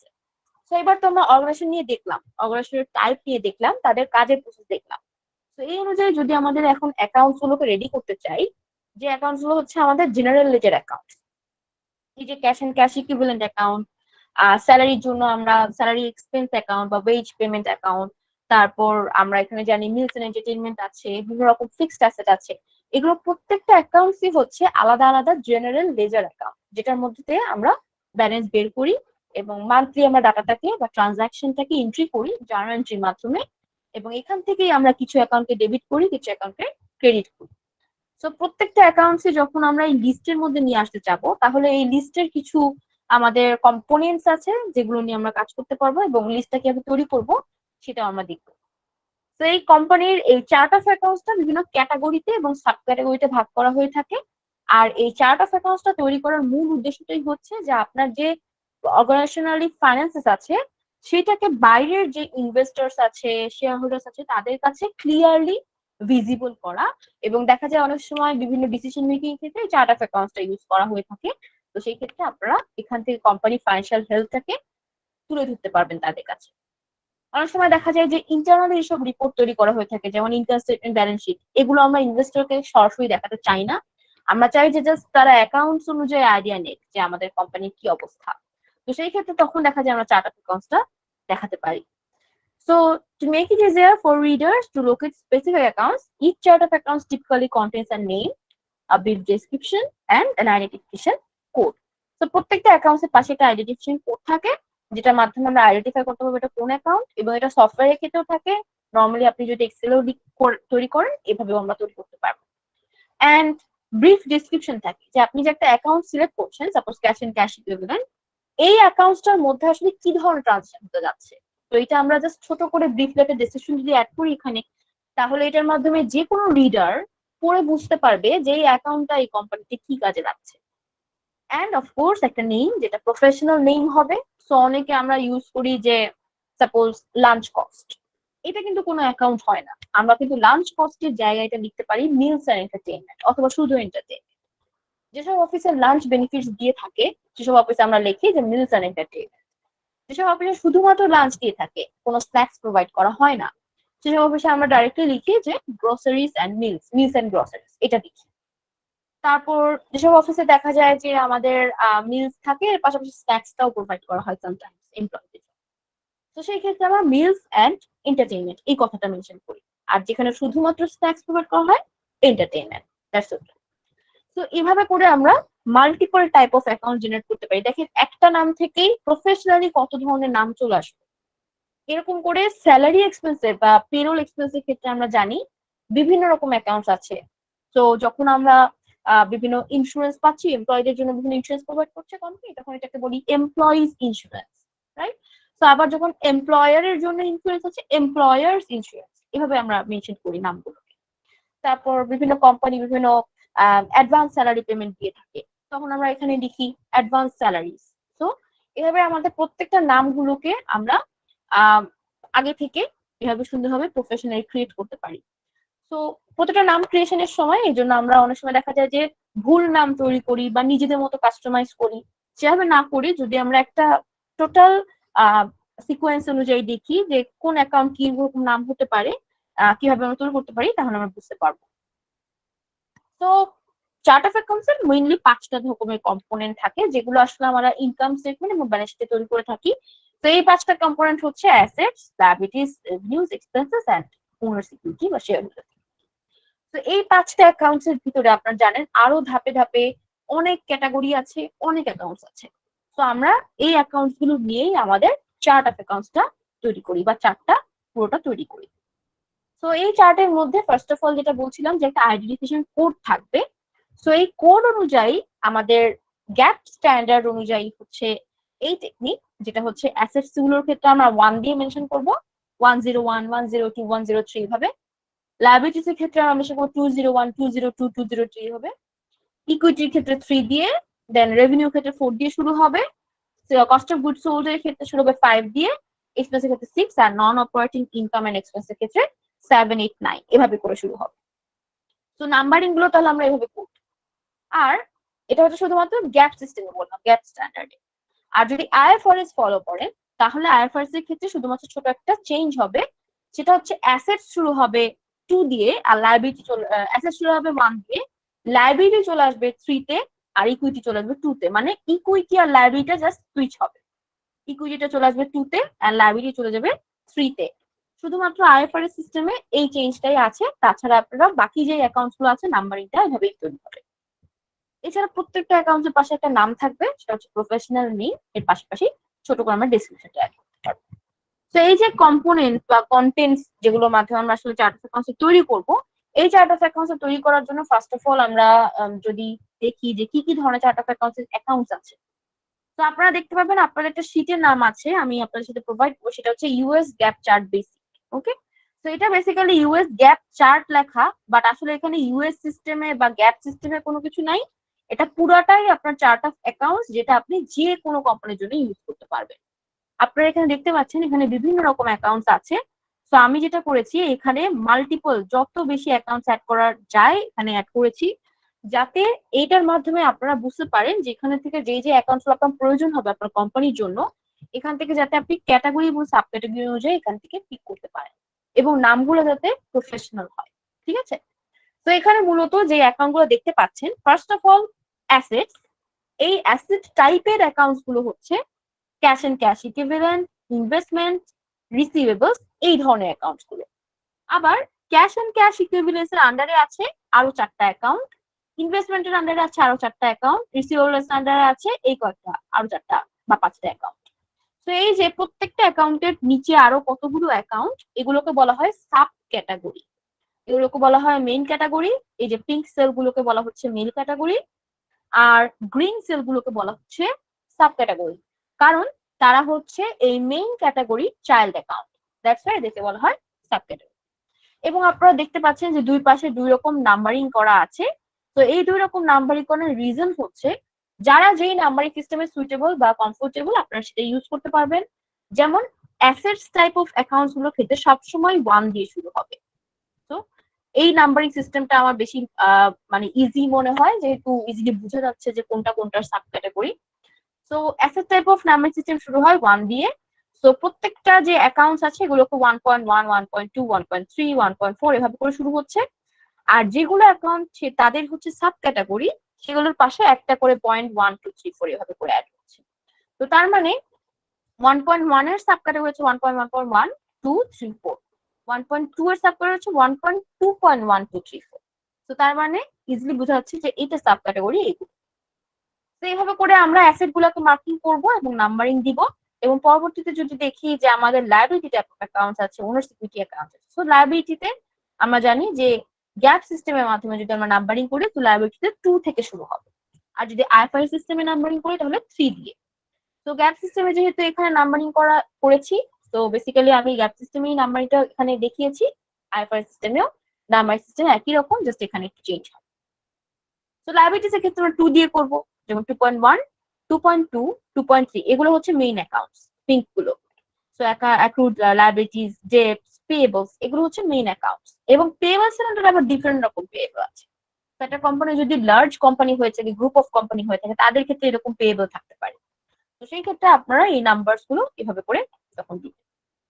তো এই হচ্ছে মেইনলি নাম্বারিং টেকনিকটা, যেটার জন্য আমি এখানে মোস্ট যত পপুলার অ্যাকাউন্টস আছে বা যা যা চার্ট অফ অ্যাকাউন্টসে অ্যাড করা যেতে পারে, সেটা হতে পারে manufacturing company, trading company, service oriented company, অথবা নন প্রফিট কোম্পানি গুলো, তাদের জন্য এখানে বিভিন্ন রকম অ্যাকাউন্টস আছে। তো আপনার কোম্পানির জন্য যেটা সুইটেবল বা আপনি যে কোম্পানিতে জয়েন করবেন নেক্সট সেখানে যেটা সুইটেবল হবে আপনি এখান থেকে পিক করে করে সেই অনুযায়ী চার্ট অফ অ্যাকাউন্টস রেডি করতে পারবেন। তো এবার চলে আসি যেটা ক্লাস শিট আপনাদের সেটাতে। তো আমি একটা ক্লাস শিট রেডি করেছি যেটার মধ্যে আসলে মেইনলি কোন অ্যাকাউন্ট কিভাবে আমরা তৈরি করতে পারি এইটার পুরো প্রসেসটা, মানে চার্ট অফ অ্যাকাউন্ট একদম বিগিনিং থেকে যদি আমরা দেখি তাহলে আমরা ইজিলি তৈরি করতে পারবো আমাদের চার্ট অফ অ্যাকাউন্টসটা। তো ফার্স্ট অফ অল হচ্ছে আমাদের অ্যাকাউন্টের যে ক্যাটাগরিগুলো। তো আমি অ্যাকাউন্টস ক্যাটাগরিতে আছি। তো অ্যাকাউন্টস ক্যাটাগরি অনুযায়ী ফার্স্ট অফ অল নিব হচ্ছে আমাদের এই 5টা কম্পোনেন্ট, এই যে asset, liabilities, owners equity, revenue আর এক্সপেন্সেস। এইরকম 5টা কম্পোনেন্ট আমরা নিব এবং জাস্ট ফার্স্টের কলামের মধ্যে আমরা দিয়ে দেব। এরপরে আমরা একটা একটা করে আমাদের কম্পোনেন্ট অনুযায়ী টাইপ গুলোকে ভাগ করব। সো টাইপ গুলো হচ্ছে এগুলা: current asset, fixed asset, long term বা ইনভেস্টমেন্টস। এগুলো সব হচ্ছে আমাদের বিভিন্ন অ্যাসেটের ধরন, type of assets. So of course এই টাইপ অফ অ্যাসেটস এর আন্ডারে মেইন যে অ্যাকাউন্ট গুলো আসে এই অ্যাকাউন্ট গুলো এবার আমরা এখানে দিচ্ছি। মেইন অ্যাকাউন্টস গুলো যেহেতু এগুলো, তো তার মানে 1.1, 1.2 ওই নাম্বারিং গুলো হবে এই অ্যাকাউন্টস গুলো ক্ষেত্রে, ঠিক আছে? আর এটার পাশাপাশি যদি কোনো অ্যাকাউন্টের সাব ক্যাটাগরি থাকে, যেমন একটা কোম্পানির মাল্টিপল ব্যাংক অ্যাকাউন্ট থাকতে পারে, তো সেই কারণে ব্যাংকের এখানে আমরা সাব ক্যাটাগরি ইউজ করেছি। যে অ্যাকাউন্টের নাই, সাপোজ ক্যাশের আন্ডারে আর কোনো অ্যাকাউন্ট আমাদের নাই, পেটি ক্যাশ বা একটা cash and cash equivalent account আমরা ইউজ করি, তো দ্যাট মিন্স ক্যাশ নামে একটা অ্যাকাউন্ট থাকলেই এনাফ। তো এখানে আমরা সিঙ্গেল অ্যাকাউন্ট রেখেছি।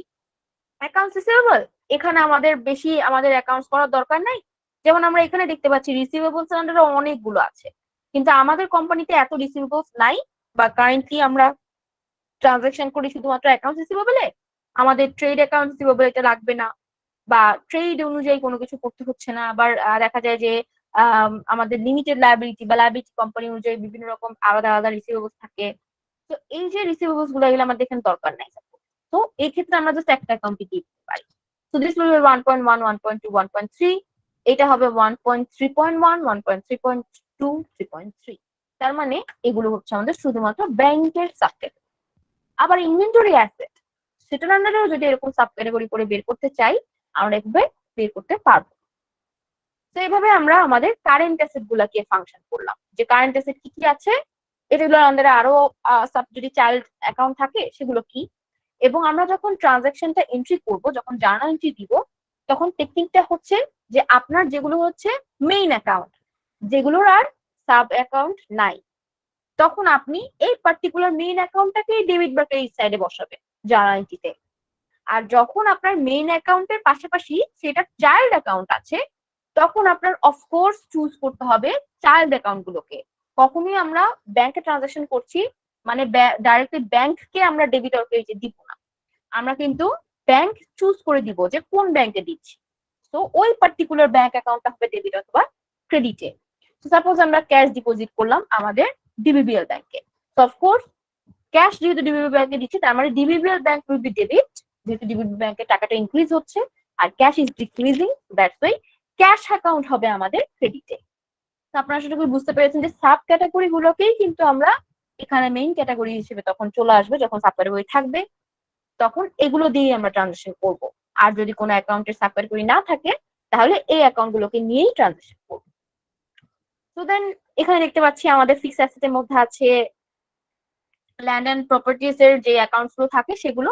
তো ল্যান্ড এন্ড ল্যান্ড ইমপ্রুভমেন্ট একটা অ্যাকাউন্ট, মেশিনারিজ আর একটা অ্যাকাউন্ট, আর ফার্নিচার এন্ড ফিক্সচার আর একটা অ্যাকাউন্ট। তো এই তিনটা অ্যাকাউন্টের আন্ডারে আবার আমাদের কিন্তু অ্যাকোমোডেট ডেপ্রিসিয়েশনটা আছে।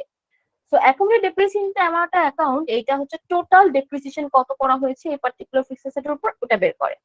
তো অফকোর্স অ্যাকোমোডেট ডেপ্রিসিয়েশনটার কারণে আমাদের এখানে অ্যাকোমোডেট ডেপ্রিসিয়েশন দেখানো হয় সবসময় ফিক্সড অ্যাসেটের সাইটে।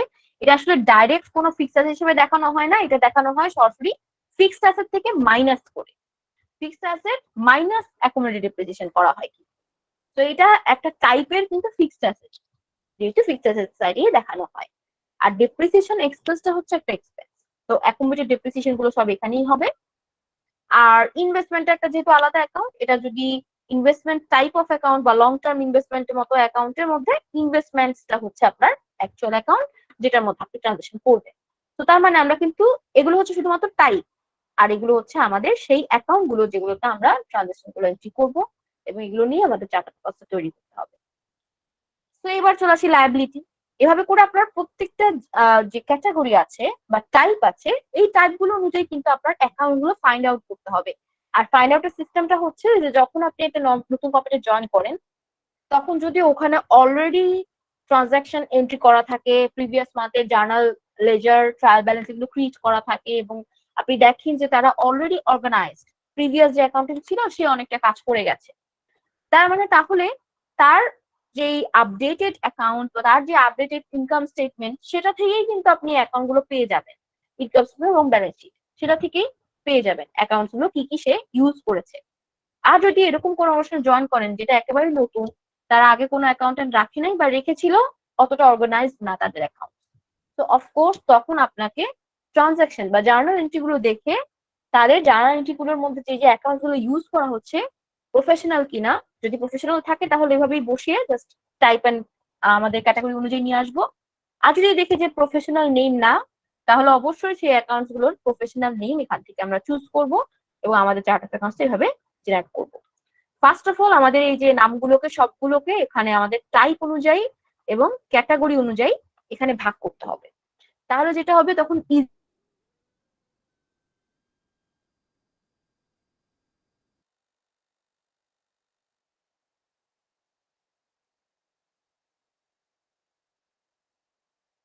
ডাইরেক্ট অ্যাকাউন্ট, সেলস বা রেভিনিউ টাইপ অফ অ্যাকাউন্টস এর আন্ডারে এই skin care sales, health care sales and health care sales and toiletry sales এগুলো হচ্ছে আলাদা টাইপের সেলস টাইপের অ্যাকাউন্ট। আবার সার্ভিস এন্ড আদার রেভিনিউ এগুলো হচ্ছে ডাইরেক্ট অ্যাকাউন্ট। তো এভাবে করে আমরা জেনারেট করতে পারবো।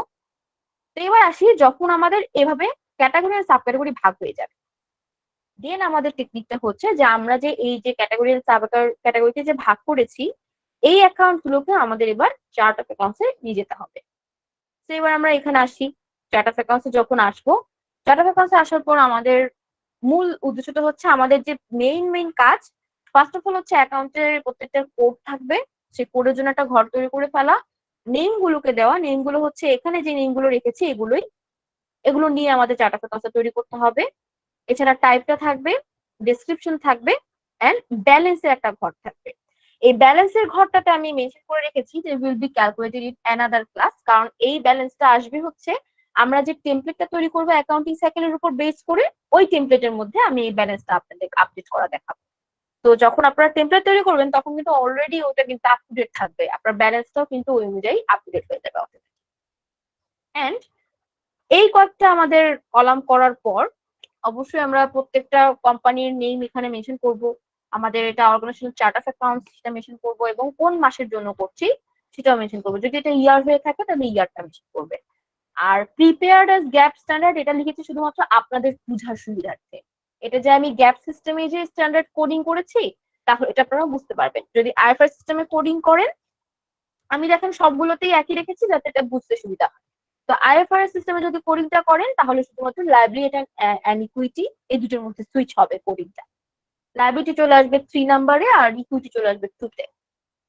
এন্ড এভাবে করে আমরা অ্যাকাউন্টিং কোডগুলো দিতে পারি। তো ফার্স্ট অফ অল আমাদের যে এখানে অ্যাকাউন্টস আছে, এখন দেখেন আমাদের current asset, fixed asset, long term asset, এই যে এগুলো আছে এগুলো হচ্ছে বিভিন্ন টাইপ অফ অ্যাকাউন্ট, রাইট?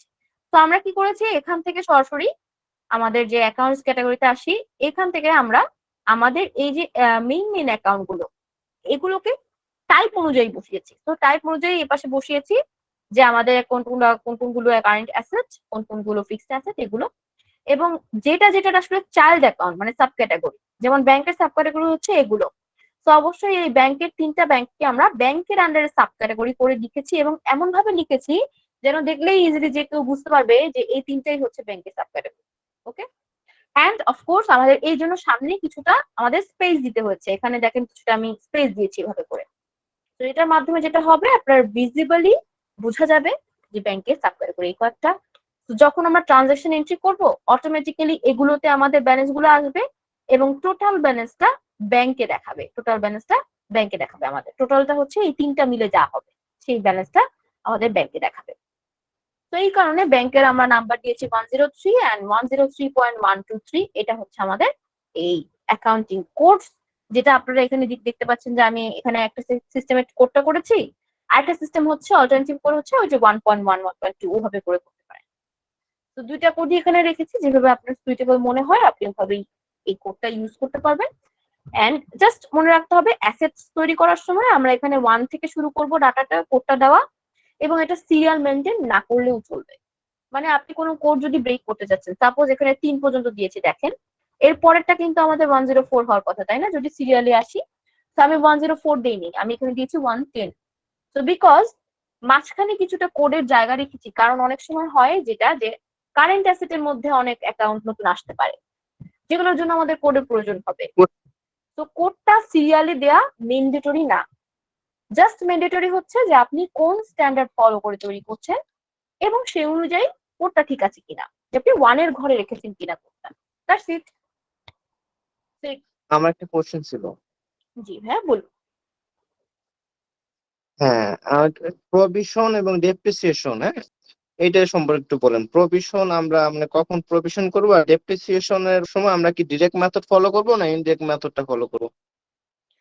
আচ্ছা, ডেপ্রিসিয়েশন এবং প্রভিশন এটা নিয়ে আমি তাহলে আরেকটা ক্লাসে আপনাদের সাথে ডিসকাস করব। আমি ডেপ্রিসিয়েশনটার জন্য আলাদা ক্যালকুলেশন একটা ক্লাস আছে, সো ওখানে আমি ইন ডিটেইলসে আপনাদেরকে সেটা নিয়ে ডিসকাস করে দিব। তো এটা যেহেতু একটু ডিসক্রিপটিভ বা একটু কথা বলতে হবে, তো এই বিষয়টাতে আমি আসলে আজকের ক্লাসে এটা নিয়ে বলবো না। বাট যদি আপনার অ্যাকাউন্ট তৈরি করতে হয়, অবশ্যই আপনি অ্যাকাউন্টসে চার্ট অফ অ্যাকাউন্টসে দিবেন। আর ডেপ্রিসিয়েশনটা যেহেতু এক্সপেন্স, তো ডেপ্রিসিয়েশন এক্সপেন্স তো আমরা এক্সপেন্সিভ সাইডে দেখাবো, সেভাবে আমরা এখানে অ্যাড করতে পারবো। আর ওটা ইন ডিটেইলস একটু কিন্তু ডিসকাস করবো আমি কিন্তু পরবর্তীতে। ঠিক আছে? না, আমাদের দেখা গেছে আমাদের কোম্পানি স্যালারি দেওয়ার সময় প্রভিশন করে রাখে, হ্যাঁ, পরে ওই জায়গা থেকে আমরা পরবর্তী টাইমে স্যালারি দিয়ে দিই। আচ্ছা, সেটা তো লায়াবিলিটি অ্যাকাউন্ট, তো অবশ্যই প্রভিশনটা হচ্ছে আপনার এমপ্লয়িকে পেমেন্ট করতে হবে, সেটা আগে থেকে আপনার এন্ট্রি করে রাখলো, এবং এটা হচ্ছে টেম্পোরারি টাইপের অ্যাকাউন্ট প্রভিশনটা। সো অফকোর্স ওইটা হচ্ছে টেম্পোরারি অ্যাকাউন্ট, পরবর্তীতে সেই পেমেন্টটা তো আমাদের স্যালারি বা ওয়েজ ওয়াইজ চলে যাচ্ছে, সে এক্সপেন্স হয়ে হ্যাঁ, যাচ্ছে। ক্যাশ স্যালারি দিই বা কখনো বা দেই, দেখা গেছে আমার স্টাফদের, তখন আমরা প্রভিশন থেকে দিয়ে দিই সবসময়। এক্স্যাক্টলি। সো এটা আমরা তাহলে চার্ট অফ অ্যাকাউন্টসে অ্যাড করতে পারি as a liability type of account হিসেবে, এবং আপনি কারেন্ট লায়াবিলিটি হিসেবে এটা রাখতে পারবেন প্রভিশনটা। আর ডেপ্রিসিয়েশন আমরা কি ডিরেক্ট মেথডটা ফলো করব না ইনডিরেক্ট মেথডটা ফলো করব? ডেপ্রিসিয়েশনের ব্যাপারটা হচ্ছে যে ডেপ্রিসিয়েশনের যে মেথড গুলো থাকে, আপনার ডিরেক্ট বা ইনডিরেক্ট এর পাশাপাশি আরো তো মেথড আছে, যেমন স্ট্রেট লাইন করবেন নাকি ডিক্লাইনিং ব্যালেন্স, এই বিষয়গুলো থাকে। সো এই ক্ষেত্রে আমি বলবো যে আসলে কোম্পানি ওয়াইজ এটা ভ্যারি করে। দেখা যায় যে কোম্পানি ওয়াইজ ভ্যারি করে। আরেকটা হচ্ছে যে এটা ডেপ্রিসিয়েশনটা কিন্তু ফিক্সড অ্যাসেটের উপর বেস করে তৈরি করা হয়। তো অনেক ফিক্সড অ্যাসেট আছে যেগুলো হচ্ছে আপনি পরবর্তীতে সেল করবেন। হ্যাঁ, তো কোম্পানিতে যখন কিনে তখন মোটামুটি একটা গোল থাকে যে তাই 3-4 বছর ইউজ করে এটা সেল করবো। তো তখন দেখা যায় ওই ডিপ্রিসিয়েশনের ক্যালকুলেশনের আগেই ওরা একটা সালভেজ ভ্যালু ধরে রাখে। তো দেন তাহলে দেখা যায় ওটা আস্তে আস্তে আমরা স্ট্রেট লাইন ডিপ্রিসিয়েশন করে একসময় সালভেজ ভ্যালু থাকতে থাকতে আমরা এটাকে সেল করে ফেলি। আর যখন দেখা যায় যে আমরা কোনো পার্টিকুলার অ্যাসেটকে সেল করব না, এটাকে আমরা পুরোপুরি ইউটিলাইজ করবো আমাদের কোম্পানিতে, তো কোনো আচ্ছা, মেশিনারি হতে পারে। হ্যাঁ, এক্ষেত্রে একটা কোশ্চেন আছে। কোশ্চেনটা হচ্ছে ডেপ্রিসিয়েশন থেকে যে আমরা যে ভ্যালুটা পাচ্ছি, ওইটা তো আমরা কোথাও দিচ্ছি না, বাট প্রভিশন করে রাখা মানে হিসেবে রাখতেছি। তো ওইটা তো আমরা যখন হ্যাঁ, ওইটা তো যখন আমরা করব যে ক্যাশ ইনফ্লো করব, তখন তো আমরা দেখা গেছে ইনকামের সাথে নেট ইনকামের সাথে ডেপ্রিসিয়েশন গুলো যোগ করে আমরা করি, ক্যাশ ইনফ্লো করি। ইয়েস। তো এটা যেটা হয় যে আমরা যখন ক্যাশ ইনফ্লো করি বা ক্যাশ ফ্লো স্টেটমেন্টের আবার আপনার মেথড আলাদা। ক্যাশ ফ্লো স্টেটমেন্টের একটা আছে ডাইরেক্ট মেথড, একটা আছে ইনডাইরেক্ট মেথড আছে। তো দুইটা ক্ষেত্রেই ডাইরেক্ট মেথড হচ্ছে আপনার বেসিক্যালি ডেপ্রিসিয়েশনটা ওভাবে আমরা দেখাই না, বাট ইনডাইরেক্ট মেথডে কিন্তু এটা দেখাই। হ্যাঁ, এটা ফিনান্সে যখন আমরা এটা করি, যখন ক্যাশ ইনফ্লোটা বের করি, তখন এটা আমরা ফিনান্স নেট ইনকামের সাথে ডেপ্রিসিয়েশন যোগ করে শর্টকাটে আমরা ক্যাশ ইনফ্লোটা বের করে ফেলি। ডেপ্রিসিয়েশনটা হচ্ছে এক্সপেন্স, এবং অবশ্যই ডেপ্রিসিয়েশনের জন্য আমি যেটা করেছি আপনাদের কিন্তু ক্যাশ ফ্লো স্টেটমেন্টের যে দুইটা মেথড বললাম আছে, ডেপ্রিসিয়েশনটার ক্ষেত্রে যেটা হয় আপনি যখন একটা ডাইরেক্ট মেথডে ক্যাশ ফ্লো স্টেটমেন্ট তৈরি করবেন এবং সেখানে ক্যাশ ইনফ্লো দেখাবেন, সেখানে আমরা ডেপ্রিসিয়েশনটাকে দেখাই না, কিন্তু আপনার কোম্পানিতে প্রবাবলি আপনারা ইনডাইরেক্ট মেথড ফলো করেন, তাই না? তো সেই কারণে আপনারা কি করছেন, নেট প্রফিটের সাথে যোগ করছেন।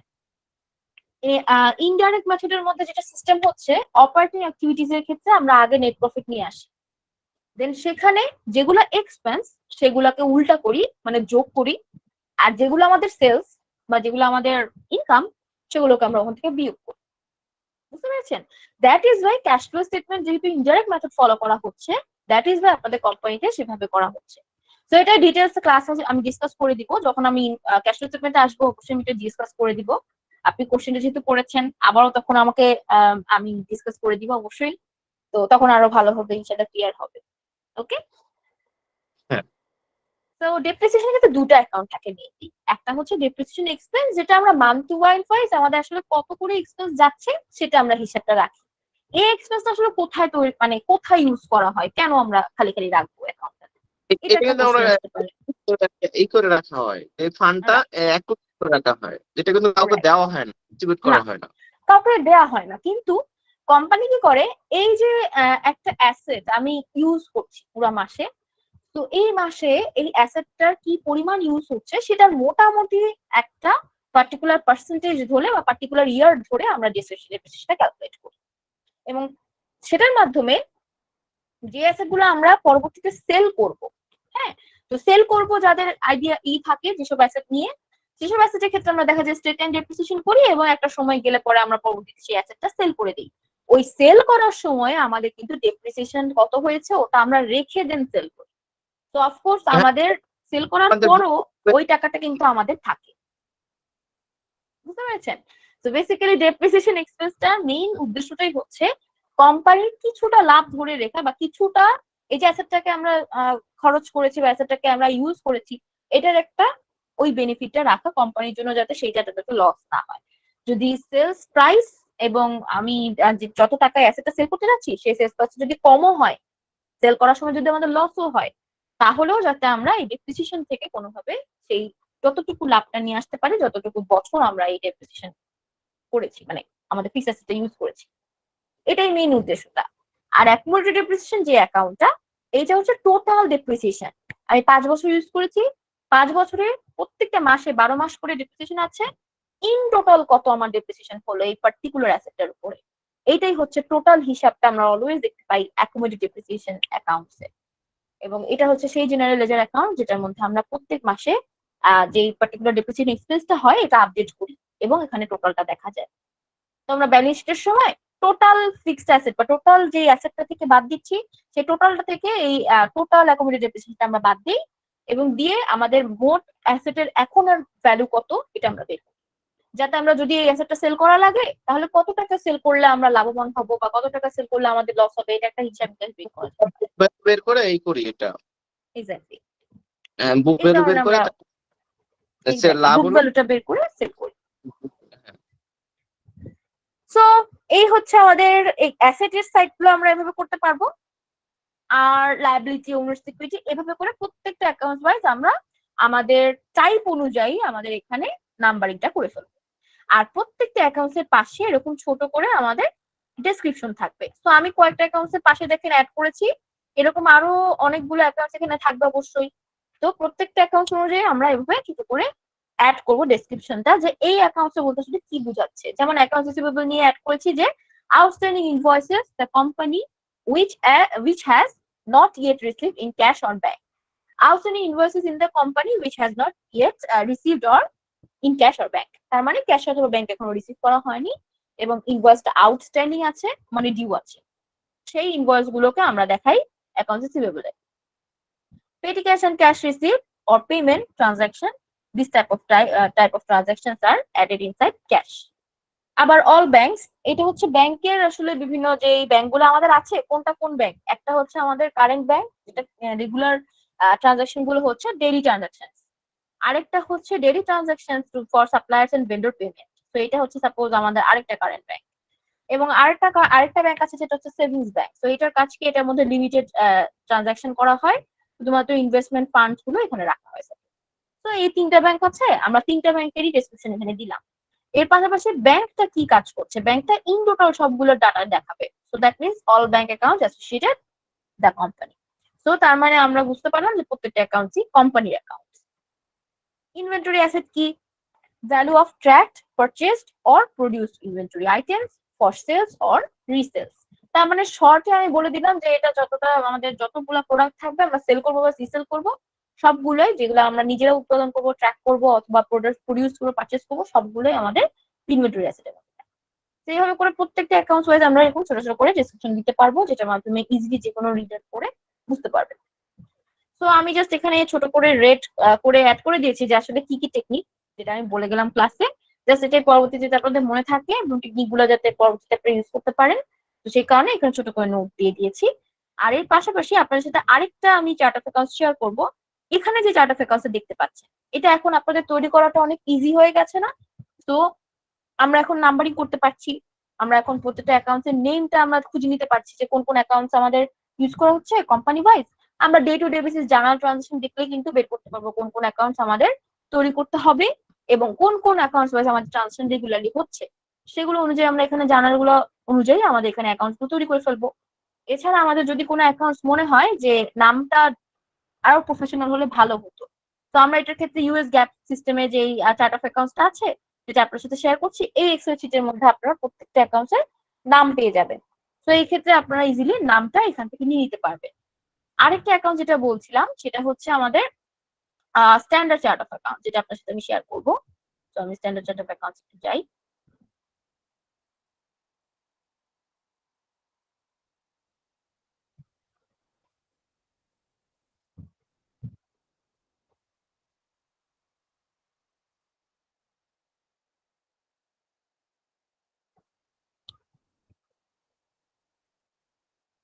নেটটা প্রবলেম একটু স্লো।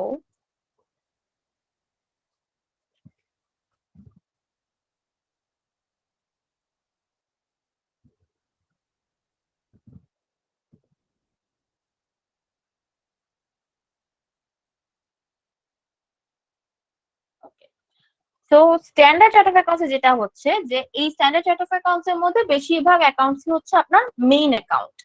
এটা কেন প্রথমে দেখালাম না, নাহলে কিন্তু আপনারা চার্ট অফ অ্যাকাউন্টস এর যে ক্যাটাগরি বা সাব ক্যাটাগরি যদি থাকতে পারে, এটা আপনাদের আইডিয়াটা কম হতো। এই কারণে আমি প্রথমে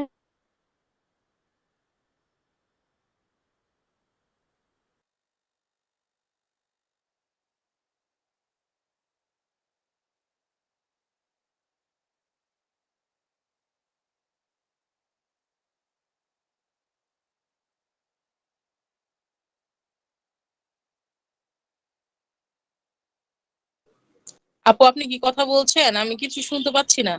অনুগ্রহ করে একটু বলবেন, আমি কথা শুনতে পাচ্ছি না।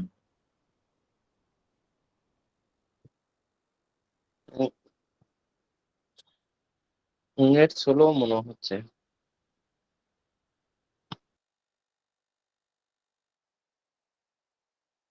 কারা কারা শুনতে পাচ্ছি না, কাইন্ডলি একটু হ্যান্ড রেজ করি, তাহলে আপু বুঝতে পারবে। কেউ শুনতে পাচ্ছে না, আই থিঙ্ক দ্যাট।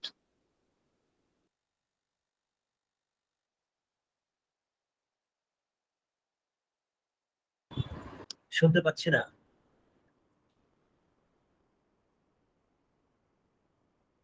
শুনতে পাচ্ছি না।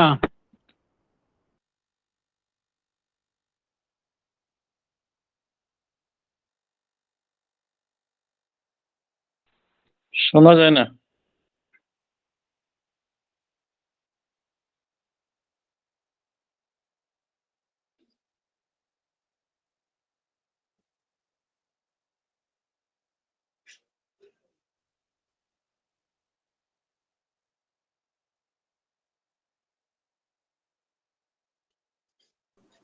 আপু আমরা এখনো শুনতে পাচ্ছি না।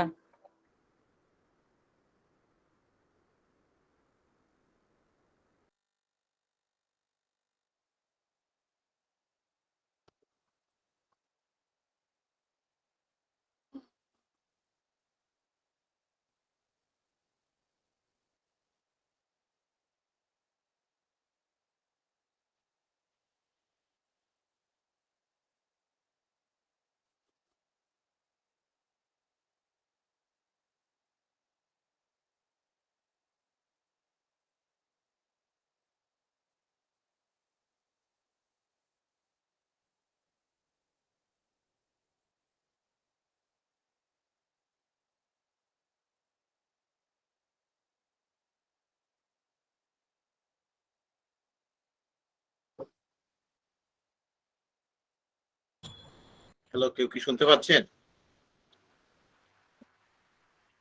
না জি, শুনতে পাচ্ছি না। ম্যাডামকে ফোন দেওয়া হয়েছে, ম্যাডাম আবার মনে হয় রিজয়েন করবে। ওকে ওকে।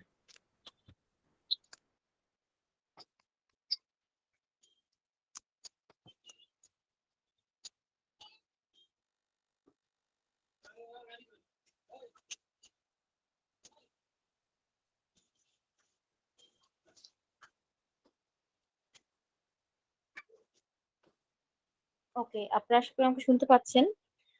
সো হ্যাঁ হ্যাঁ এই স্ট্যান্ডার্ড চার্ট অফ অ্যাকাউন্টসটা জি আসলে ম্যাম, এখন শুনতে পাচ্ছি। আপনারা শুনতে পেয়েছিলেন।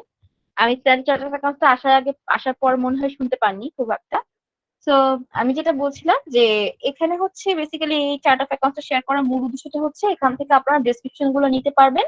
এখানে সবগুলো অ্যাকাউন্টসের ডেসক্রিপশন দেওয়া আছে, যে কোন অ্যাকাউন্টস কোন পারপাসে ইউজ করা হচ্ছে, ছোট করে দেখেন অল্প প্রত্যেকটাতেই দেওয়া আছে।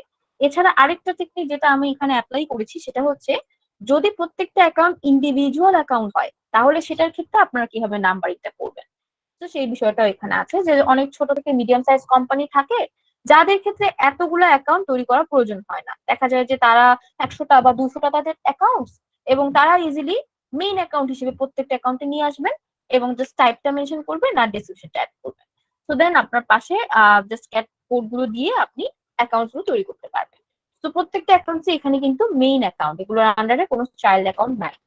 বাট এখানে যখন আস্তে আস্তে অ্যাকাউন্টস এর পরিমাণ বাড়বে, একটা জায়গায় 5টা ব্যাংক হবে, তারপর একটা সেলস অ্যাকাউন্টস এর আন্ডারে অনেক প্রোডাক্ট লাইন বা সেলস অ্যাকাউন্টস এর আন্ডারে রেভিনিউ লাইন চলে আসবে, তখন সেই ক্ষেত্রে রেভিনিউ ওয়াইজ প্রোডাক্টের সেলস ওয়াইজ আপনি এখানে আলাদা করে করে রেভিনিউ এবং সেলস অনুযায়ী ভাগ করতে পারবেন। তারপর আরো অ্যাকাউন্টস আছে, যেমন আমরা জানি যে এমপ্লয়ীদের যে স্যালারি রিলেটেড যে অ্যাকাউন্টস গুলো, তো এখানে অনেকগুলো অ্যাকাউন্টস আছে যেগুলো হচ্ছে এমপ্লয়ি স্যালারি এক্সপেন্সেস।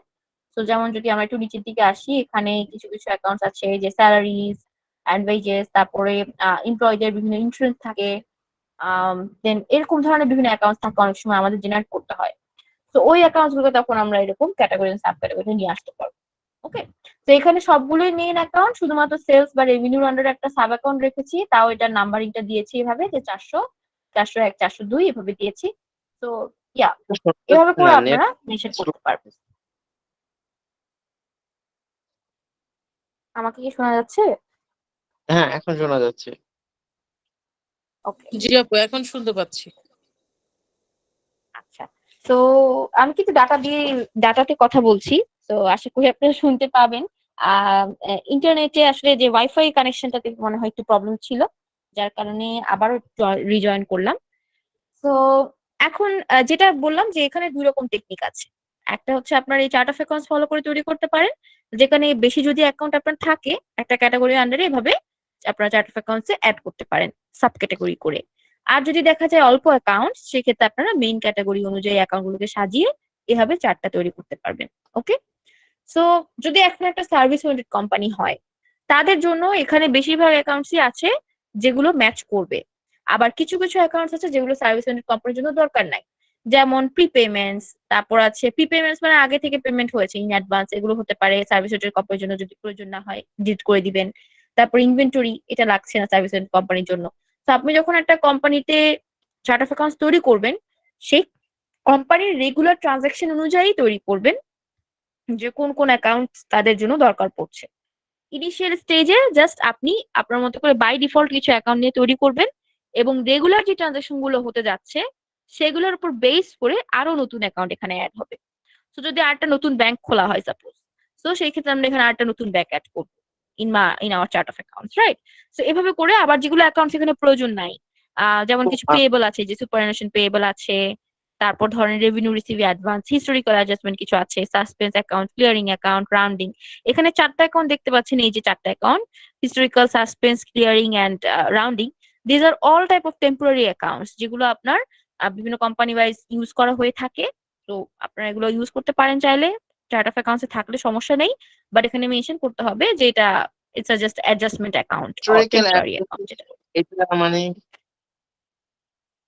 হিস্টোরিক্যাল অ্যাডজাস্টমেন্টটা মানে হচ্ছে যে কোনো একটা পার্টিকুলার ট্রানজাকশন যেটাতে অ্যাকাউন্টেন্ট ক্রুশিয়ালি এখানে অ্যাকাউন্টেন্ট আসলে বের করবে যে এটা কি ধরনের অ্যাকাউন্ট, যদি ওটা আমাদের বুঝতে বা যে ট্রানজাকশনটা আমরা এন্ট্রি করতে চাই তৎক্ষণাৎ, বাট আমরা বুঝতে পারছি না যে কোন অ্যাকাউন্টে ফেলবো, এটা কি লায়াবিলিটি না অ্যাসেট, তো কোন অ্যাকাউন্টে ফেলবো, তৎক্ষণাৎ আমরা তখন এটা হিস্টোরিক্যাল মানে অ্যাডজাস্টমেন্ট ফার্স্টে আন্ডারে রাখতে পারি যে প্রিভিয়াস কোন একটা ডেটের সাপোজ অ্যাকাউন্টস, ওকে, প্রিভিয়াস কোন একটা ডেটের ট্রানজাকশন।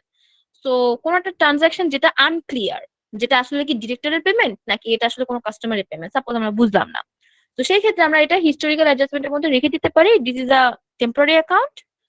সেই ক্ষেত্রে পরবর্তীতে যখন কনফার্ম হয়ে যাবো যে ট্রানজাকশনটা কে করেছে, তখন আমরা পার্টিকুলার অ্যাকাউন্ট অনুযায়ী দিয়ে দিব, ঠিক আছে, তখন আমাদের হিস্টোরিক্যাল অ্যাডজাস্টমেন্ট অ্যাকাউন্ট 0 হয়ে যাবে ব্যালেন্স। এটাও টেম্পোরারি অ্যাকাউন্ট। তো এখানে কিছু কিছু এরকম অ্যাকাউন্ট আছে যেগুলো আপনার ধরেন রেগুলারলি বাই ডিফল্ট তৈরি করতে দরকার পড়বে। আর কিছু কিছু অ্যাকাউন্ট যেমন দেখতে পাচ্ছেন ওনার এ শেয়ার ক্যাপিটাল, ওনার্স ড্রয়িং। ওনার এ শেয়ার ক্যাপিটাল বলতে বোঝানো হচ্ছে যে একজন শেয়ার হোল্ডার তো আসলে কোম্পানিতে থাকে না, দেখা যায় মাল্টিপল শেয়ার হোল্ডার থাকে, তো তখন আপনি ওনার সাধারণ ওনার ডেভিড শেয়ার ক্যাপিটাল, ওনার কাস্তান শেয়ার ক্যাপিটাল, ওনার কামাল শেয়ার ক্যাপিটাল, ওকে। তো এভাবে করে নাম ওয়াইজ শেয়ার ক্যাপিটাল বা ইনভেস্টমেন্ট অ্যাকাউন্ট গুলো খুলতে হবে, ঠিক আছে, যাতে ইজিলি আইডেন্টিফাই করা যায় যে কোন ওনারের কোন ক্যাপিটাল, কোন ওনারের কোন ইনভেস্টমেন্ট। এখানে টোটাল থাকবে, সো অফকোর্স বাইরে থেকে যে কেউ বুঝতে পারবে যে কি পরিমাণ অ্যাকাউন্টস কি তাদের আছে বর্তমানে।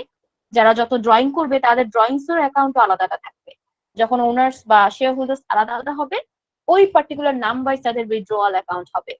তো ওই অনুযায়ী এখানে মাল্টিপল অ্যাকাউন্ট থাকতে পারে, তখন আপনি ওনার্স ড্রয়িং অ্যাকাউন্টটাকে মেইন অ্যাকাউন্ট রাখবেন, ওটার আন্ডারে মাল্টিপল অ্যাকাউন্ট আসবে ড্রয়িংস এর নাম করে, যে mister A drawings, mister B drawings, mister C drawings, okay. তো এইভাবে করে আমরা ড্রয়িং অ্যাকাউন্ট বিভিন্ন খুলতে পারবো, ড্রয়িং মানে উইথড্রয়ালস অ্যাকাউন্ট। তো এরকম করে আমরা মাল্টিপল অ্যাকাউন্ট এখানে আনতে পারি, আর সবগুলো অ্যাকাউন্টে এখানে এই জন্য মেইন রেখেছি, কোনো বেশি একটা সাব অ্যাকাউন্ট নেই, সো দ্যাটস ওয়াই সবগুলোর পাশে এক লাইনে প্রত্যেকটা অ্যাকাউন্টস আমরা মেনটেন করেছি। তো স্ট্যান্ডার্ড চার্ট অফ অ্যাকাউন্টসটাও আমি গ্যাপ সিস্টেমে গ্যাপ স্ট্যান্ডার্ডে নাম্বারিং করেছি, দেখতে পাচ্ছেন নাম্বারিংটাও সেম আছে, তো আমরা এখানে চেঞ্জ করি নাই। বেসিক্যালি যদি আইএফআরএস সিস্টেম ফলো করেন কোনো কোম্পানির ক্ষেত্রে শুধুমাত্র তখন ইকুইটিটা আপনারা 2 দিয়ে মেনশন করবেন, 202 203 হবে, লায়াবিলিটি চলে যাবে তখন 303 304 3। সো যদি আইএফআরএস সিস্টেম ফলো করেন তাহলে হচ্ছে 2 চলে যাবে আইএফআরএস সিস্টেমের ক্ষেত্রে ইকুইটির ক্ষেত্রে, আর লায়াবিলিটি চলে আসবে 3 তে, ঠিক আছে। সো জাস্ট এই জায়গাটাই মেনশন করলাম। এই তো। আর আমাদের চার্ট অফ অ্যাকাউন্টসটা আমরা আমাদের কোম্পানি ওয়াইজ ওই যে বিজনেস প্রসেসটা দেখলাম যে আমরা কোথায় কোথায় আসলে কাজ করছি, কোন কোন ডিপার্টমেন্টে কাজ করছি, ওটার উপর বেস করে আমাদের চার্ট অফ অ্যাকাউন্টসটা কিন্তু চেঞ্জ হবে। সো আমাদের কোন কোন অ্যাকাউন্টস কোন কোন ডিপার্টমেন্ট ওয়াইজ ইউজ করা হচ্ছে এবং কি কি ধরনের এক্সপেন্স হচ্ছে, ইনকাম হচ্ছে, তারপর কি কি ধরনের অ্যাসেটস আছে, লায়াবিলিটিস আছে আমাদের, সেটার উপর বেস করে আমাদের তৈরি করতে হবে, ওকে। সো আপনারা আপনাদের যেই কোম্পানিগুলোতে এখন অলরেডি জব করছেন আপনারা চেষ্টা করবেন আপনাদের কোম্পানির জন্য তৈরি করে প্র্যাকটিসটা করতে। আর যারা হচ্ছেন এখনো ইন্টার্নশিপ করছেন বা ধরেন এখন অলরেডি আপনারা জাস্ট ইনিশিয়াল স্টেজে জানছেন যে কোনটা কোন অ্যাকাউন্টস এর কম্পোনেন্ট, তাদের জন্য টাস্কটা হচ্ছে যে আপনারা এই ইউএস চার্ট বেসিস যে অ্যাকাউন্টিং সিস্টেমটা আছে, এখানে যে চার্টটা আছে এই চার্টটা থেকে যে কোনো পার্টিকুলার কিছু নামগুলো নিয়ে আপনারা এভাবে চার্ট অফ অ্যাকাউন্টসে ইনপুট করে দেখবেন যে আপনারা পড়তে পারছেন কিনা। সাপোজ আপনারা শুধুমাত্র এখান থেকে অল্প কিছু চার্ট অফ অ্যাকাউন্টস নিতে পারেন, যেমন অ্যাসেটস এর ক্ষেত্রে আপনি 2টা বা 3টা ক্যাটাগরি নিলেন যেগুলো মনে হচ্ছে বাই ডিফল্ট যে কোনো কোম্পানির ক্ষেত্রে থাকতে পারে। তারপর এখানে কিছু আছে লায়াবিলিটি অ্যাকাউন্টস, এখান থেকে অল্প কয়েকটা অ্যাকাউন্টস আপনারা এখান থেকে পিক করলেন, এবং তারপর owner security, revenue and expenses, এখান থেকে প্রত্যেকটা পার্টিকুলার অ্যাকাউন্টস ওয়াইজ কিছু কিছু অ্যাকাউন্টস এখান থেকে পিক করলেন। পিক করে আপনারা এই চার্ট অফ অ্যাকাউন্টস এভাবে করে প্রত্যেকটা অ্যাকাউন্টের ক্যাটাগরি অনুযায়ী এগুলোকে সাজাবেন। সাজানোর পরে এই চার্ট অফ অ্যাকাউন্টসটা তৈরি করার চেষ্টা করবেন, যেটা আমরা এখানে তৈরি করেছি। এই যে এই প্র্যাকটিসটা করবেন না, এটার মাধ্যমে কিন্তু আপনাদের এখান থেকেই আপনারা কিছু জিনিস শিখতে পারবেন, নতুন অ্যাকাউন্ট শিখতে পারবেন। এর পাশাপাশি পুরো প্র্যাকটিসটার মাধ্যমে শিখতে পারবেন কিভাবে আপনারা কোডস গুলো প্রয়োগ করবেন, এছাড়া নামগুলো কিভাবে করে সাজাবেন, টাইপ গুলো কি কি দিবেন, এখানে প্রত্যেকটারই টাইপ যেহেতু ক্লিয়ার করা আছে। সো কোনটা ইকুইটি, কোনটা আপনার ওনার্স বা পার্টনার শেয়ার ইকুইটি বা ইকুইটি টাইপ অফ অ্যাকাউন্টস, কোনটা written earnings. So written earnings এর আন্ডারে এগুলো হবে। সো অফকোর্স রিটেন আর্নিং হবে তখন main account, are written earning এর সাব ক্যাটাগরি গুলো এখানে হবে।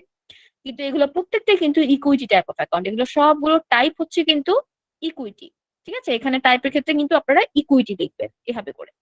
সো আপনারা যারা হচ্ছে এখনো কোনো কোম্পানিতে জব করছেন না তাদের জন্য এই টাস্কটা আপনারা US gap chart basic accounts গুলো দেখবেন এবং এখান থেকে পিক করে চার্ট অফ অ্যাকাউন্টস জেনারেট করার ফুল প্রসেসটা যেভাবে ক্লাসে দেখালাম এভাবে করবেন। আর যারা অলরেডি কোম্পানিতে জব করছেন তাদের জন্য কাজটা হচ্ছে আপনারা আপনাদের কোম্পানির রেগুলার ট্রানজাকশন গুলো অনুযায়ী অ্যাকাউন্টস গুলোকে কিভাবে লিস্টে সাজাবেন, ঠিক আছে? অ্যান্ড অফকোর্স আমাকে নেক্সট ক্লাসটা হতে যাচ্ছে আমাদের নেক্সট উইকে।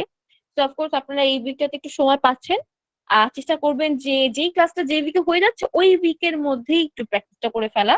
তাহলে যেটা হবে নেক্সট ক্লাসের আগে কিন্তু আপনাদের কোশ্চেন গুলো আমি পাবো এবং নেক্সট ক্লাসে দেখা যাবে প্রথম দিকে আমরা ডিসকাস করতে পারবো।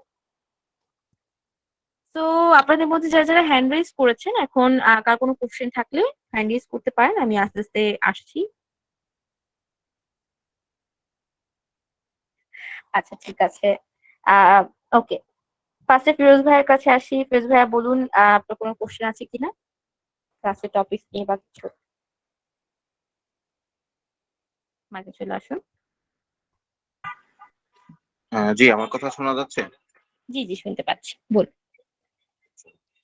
কোশ্চেনটা হচ্ছে অ্যাকাউন্ট রিসিভেবল এবং অ্যাকাউন্ট পেয়েবল এই জায়গাগুলোয় দেখা যাচ্ছে যে মূলত আমি যার কাছ থেকে ক্রেডিটে পারচেস করছি তখন হচ্ছে মূলত আমার অ্যাকাউন্ট পেয়েবল সৃষ্টি হচ্ছে, এবং যখন আমি ক্রেডিটে সেল করছি তখন দেখা যাচ্ছে যে আমার অ্যাকাউন্ট রিসিভেবল সৃষ্টি হচ্ছে।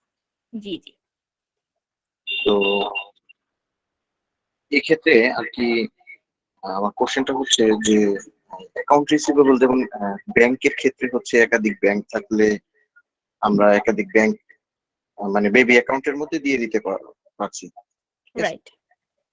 বাট অ্যাকাউন্ট রিসিভেবল এর ক্ষেত্রে দেখা গেছে যে একাধিক ক্রেডিট সেল হয়েছে, একাধিক কোম্পানি আছে 5টা 10টা 15টা। তো এক্স্যাক্টলি আমরা তখন ওই অ্যাকাউন্ট রিসিভেবল এবং অ্যাকাউন্ট পেয়েবল এটা আসলে কিভাবে করব? আমি Okay. মেবি আপনার কোশ্চেন বোঝাতে পারছি। না না আমি ক্লিয়ারলি বুঝতে পেরেছি। তো জি। এটার ক্ষেত্রে আমার হচ্ছে টেকনিকটা যেখানে অ্যাপ্লাই করি, এইটার জন্য আমরা যেটা অ্যাপ্লাই করি এটাখানে কিন্তু আমাদের অনেক সময় কোম্পানি ওয়াইজ দেখা যায় বিভিন্ন এজিং রিপোর্ট তৈরি করতে হয়। সো অ্যাকাউন্টস রিপোর্টের মাধ্যমে আমরা বের করতে চাই যে কোন কোন কাস্টমার কত তারিখের মধ্যে পেমেন্ট করেছে, কোন কোন কাস্টমারের এখনো ডিউ আছে। তো আমাদের অনেক ধরনের কাস্টমারদের কাছ থেকে অনেক পেমেন্ট ডিউ থাকে, ক্রেডিট থাকে। তো এটা হিসাব পুরোপুরি অ্যাকাউন্টস রিসিভেবলের টোটালটা দেখা যায় শুধুমাত্র, এটা কিন্তু পার্টিকুলার ব্যালেন্স ওয়াইজ দেখা যায় না। তো এটা একটা টেকনিক আছে, একটা হচ্ছে স্পেশাল কিছু জেজার বা স্পেশাল কিছু জার্নাল তৈরি করা যেতে পারে যেটার মাধ্যমে আমরা আইডেন্টিফাই করতে পারবো অ্যাকাউন্টস রিসিভেবলে কি পরিমাণ টাকা কোন ক্রেডিটার বা কোন পেয়ারের জন্য। তো প্রত্যেকটার জন্য এরকম করে আমরা আরেকটা ক্লাস আছে যেখানে আমি আপনাদেরকে প্রসেসটা পুরোটা ক্লিয়ারলি দেখাবো। তো আপনার কোশ্চেনটা তখন অ্যান্সার করে ফেলবো ইনশাল্লাহ, তখন ইনশাল্লাহ আপনার সাথে আরো ডিসকাস করা যাবে। তো এটা আমি প্র্যাকটিক্যালি আপনাদেরকে দেখাবো, এটার প্রবলেমটা সব কোম্পানিতেই কম বেশি আছে, অ্যাকাউন্ট রিসিভেবল এবং পেয়েবল দুটার ক্ষেত্রেই। তো ইন টোটাল আমরা আমাদের চার্ট অফ অ্যাকাউন্টস এর টোটালটাই দেখবো। ইন টোটাল একটাই অ্যাকাউন্ট থাকবে, বাট আমরা যখন আপনার অন্যান্য পেয়ারদের ক্ষেত্রে তৈরি করবো, তো অফকোর্স আমরা প্রত্যেকটা ক্রেডিটার এবং পেয়ার্স এর ক্ষেত্রে আলাদা আলাদা অ্যাকাউন্ট তৈরি করতে পারি এবং এগুলোকে বলা হয় সাবসিডিয়ারি লেজার। আপনারা এই টার্মটা সার্চ করে দেখতে পারেন, সাবসিডিয়ারি লেজার আর স্পেশাল জার্নালস। হ্যাঁ, তো জার্নালস এর মাধ্যমে এটাকে আমরা ক্যাটাগরাইজ করতে পারি আলাদা আলাদা করে এবং জার্নালের মাধ্যমে এটা অ্যাপ্লাই করে দেখতে পারি, এটা আমরা ইজিলি রেকর্ড রাখতে পারি ফর আওয়ার বেটার আন্ডারস্ট্যান্ডিং। আমরা যাতে ইজিলি এই রিপোর্টটা খুলে যে কোনো সময় কোনো পার্টিকুলার কাস্টমারের পেমেন্ট কালেক্ট করার দরকার হলে আমরা সেই মান্থে যাতে প্রোগ্রেসটা করতে পারি, তো এই কারণে আমাদের এটা প্রয়োজন হয়। তো এটা আমরা করতে পারি। আরেকটা ছোট কোশ্চেন একটু ছিল, সেটা হচ্ছে এই অ্যাকাউন্ট রিসিভেবল এবং পেয়েবল যারা আছে এদেরকে কিন্তু দেখা যায় যে একাধিক বিল থাকতে পারে, কোন একটা বড় বিল যেটা হচ্ছে 15 লাখ টাকা, আমরা একটা পার্শিয়াল পেমেন্ট করে দিচ্ছি হচ্ছে 10 লাখ। তো আমরা যদি এই অ্যাকাউন্ট রিসিভেবল জার্নাল করে মেনটেন করি, তো সেক্ষেত্রে কি মানে ওই বিল গুলার কোনো হিসাব নিকাশ এভাবে কন্টিনিউ রাখা পসিবল? হ্যাঁ, ওই যে আমি যেটা বললাম যে সাবসিডিয়ারি লেজার বা জার্নালস, এটার মাধ্যমে পুরো আপনার ডাটাটা এভাবেই তৈরি হবে যে টোটাল ছিল এত, আস্তে আস্তে পেমেন্ট হতে থাকবে এবং সেই পেমেন্টের অ্যামাউন্ট আস্তে আস্তে সেই লেজারে বা অ্যাকাউন্টে নিয়ে কমতে থাকবে। তো সেটার মাধ্যমে আমরা ইজিলি আইডেন্টিফাই করতে পারবো কার কত টাকা পেমেন্ট হয়েছে, কার কত টাকা বাকি আছে সেই বিষয়টা। ঠিক আছে, আশা করি বুঝতে পেরেছেন। ইনশাল্লাহ আমি এটা আরো ডিটেলসে ক্লাসে দেখাবো। ওকে, চলে আসি শেখ জামি ভাইয়ের কাছে। জি, চলে আসুন।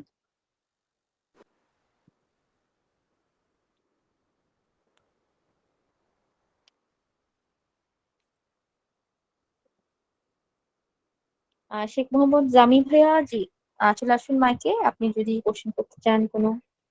জি ম্যাম, আসসালামু আলাইকুম। আজকের ক্লাসটা আমার ওয়ালাইকুম কাছে খুব আসসালাম। ভালো লাগছে। হ্যাঁ, থ্যাংক ইউ সো মাচ। জি বলুন ভাইয়া। হ্যালো ম্যাম, আমার কথা কি শোনা যাচ্ছে? জি জি, শোনা যাচ্ছে। আচ্ছা ম্যাম, আমার হচ্ছে এটা আমি ম্যানুফ্যাকচার ধরতে পারি, আবারও ধরতে পারি। আমার হ্যাঁ, টোটাল হচ্ছে আপনার, আমরা মিষ্টি উৎপাদন করি, প্রোডাকশন করি, মিষ্টির থেকে আমরা আবার সেল করি, বা অনেক সময় আমরা ঘি টি এগুলো করি। ওটার ক্ষেত্রে আমার মানে অ্যাকাউন্ট সিস্টেমটা বা অ্যাকাউন্টস এর সাইকেলটা যদি একটু বুঝাই দিতেন, বা পরবর্তী ক্লাসে আর কি, ওই জিনিসটা খুব ভালো হয় আমার জন্য। আচ্ছা ঠিক আছে, আমি তাহলে এটা নিয়ে আপনার সাথে ডিসকাস করবো ইনশাল্লাহ। পরবর্তী কাজ প্রথমের দিকে আমি এটা নিয়ে আপনার সাথে ডিসকাস করবো। যেমন আমাদের গবাদি পশু থেকে মানে মিল্কিং কাউ থেকে মিল্ক প্রোডাকশন করে দেন আমরা লিকুইড মিল্কও বিক্রি করতে পারি, আবার অনেক সময় মিল্ক থেকে মিষ্টি প্রোডাকশন করেও বিক্রি করি, এরকম সেটা সেল করেন, আচ্ছা আচ্ছা, ওকে জিনিসটা। ঠিক আছে। স্যার এটা অবশ্যই ইনভেন্টরি ম্যানেজমেন্টের ক্লাসে আমি ডিসকাস করবো আপনাদের সাথে, যে কিভাবে আপনারা করবেন এটা, নিজেরা যারা প্রোডাকশন করেন এবং সেল, সেটা এটা ব্যাপারটা আসে। তো ইনভেন্টরি ম্যানেজমেন্টের ক্লাসে দেখবেন যে ওই এটা যে হচ্ছে ফার্স্ট, জি এটা হচ্ছে ম্যাম আপু আমার ফার্স্ট। আরেকটা হচ্ছে আমার গার্মেন্টস একটা আছে, আমাদের 33টা লাইন, ওইখান থেকে আমরা আবার প্রোডাকশন করে এক্সপোর্ট করি। ক্ষেত্রে আমরা টালি অলরেডি ইউজ করতেছি।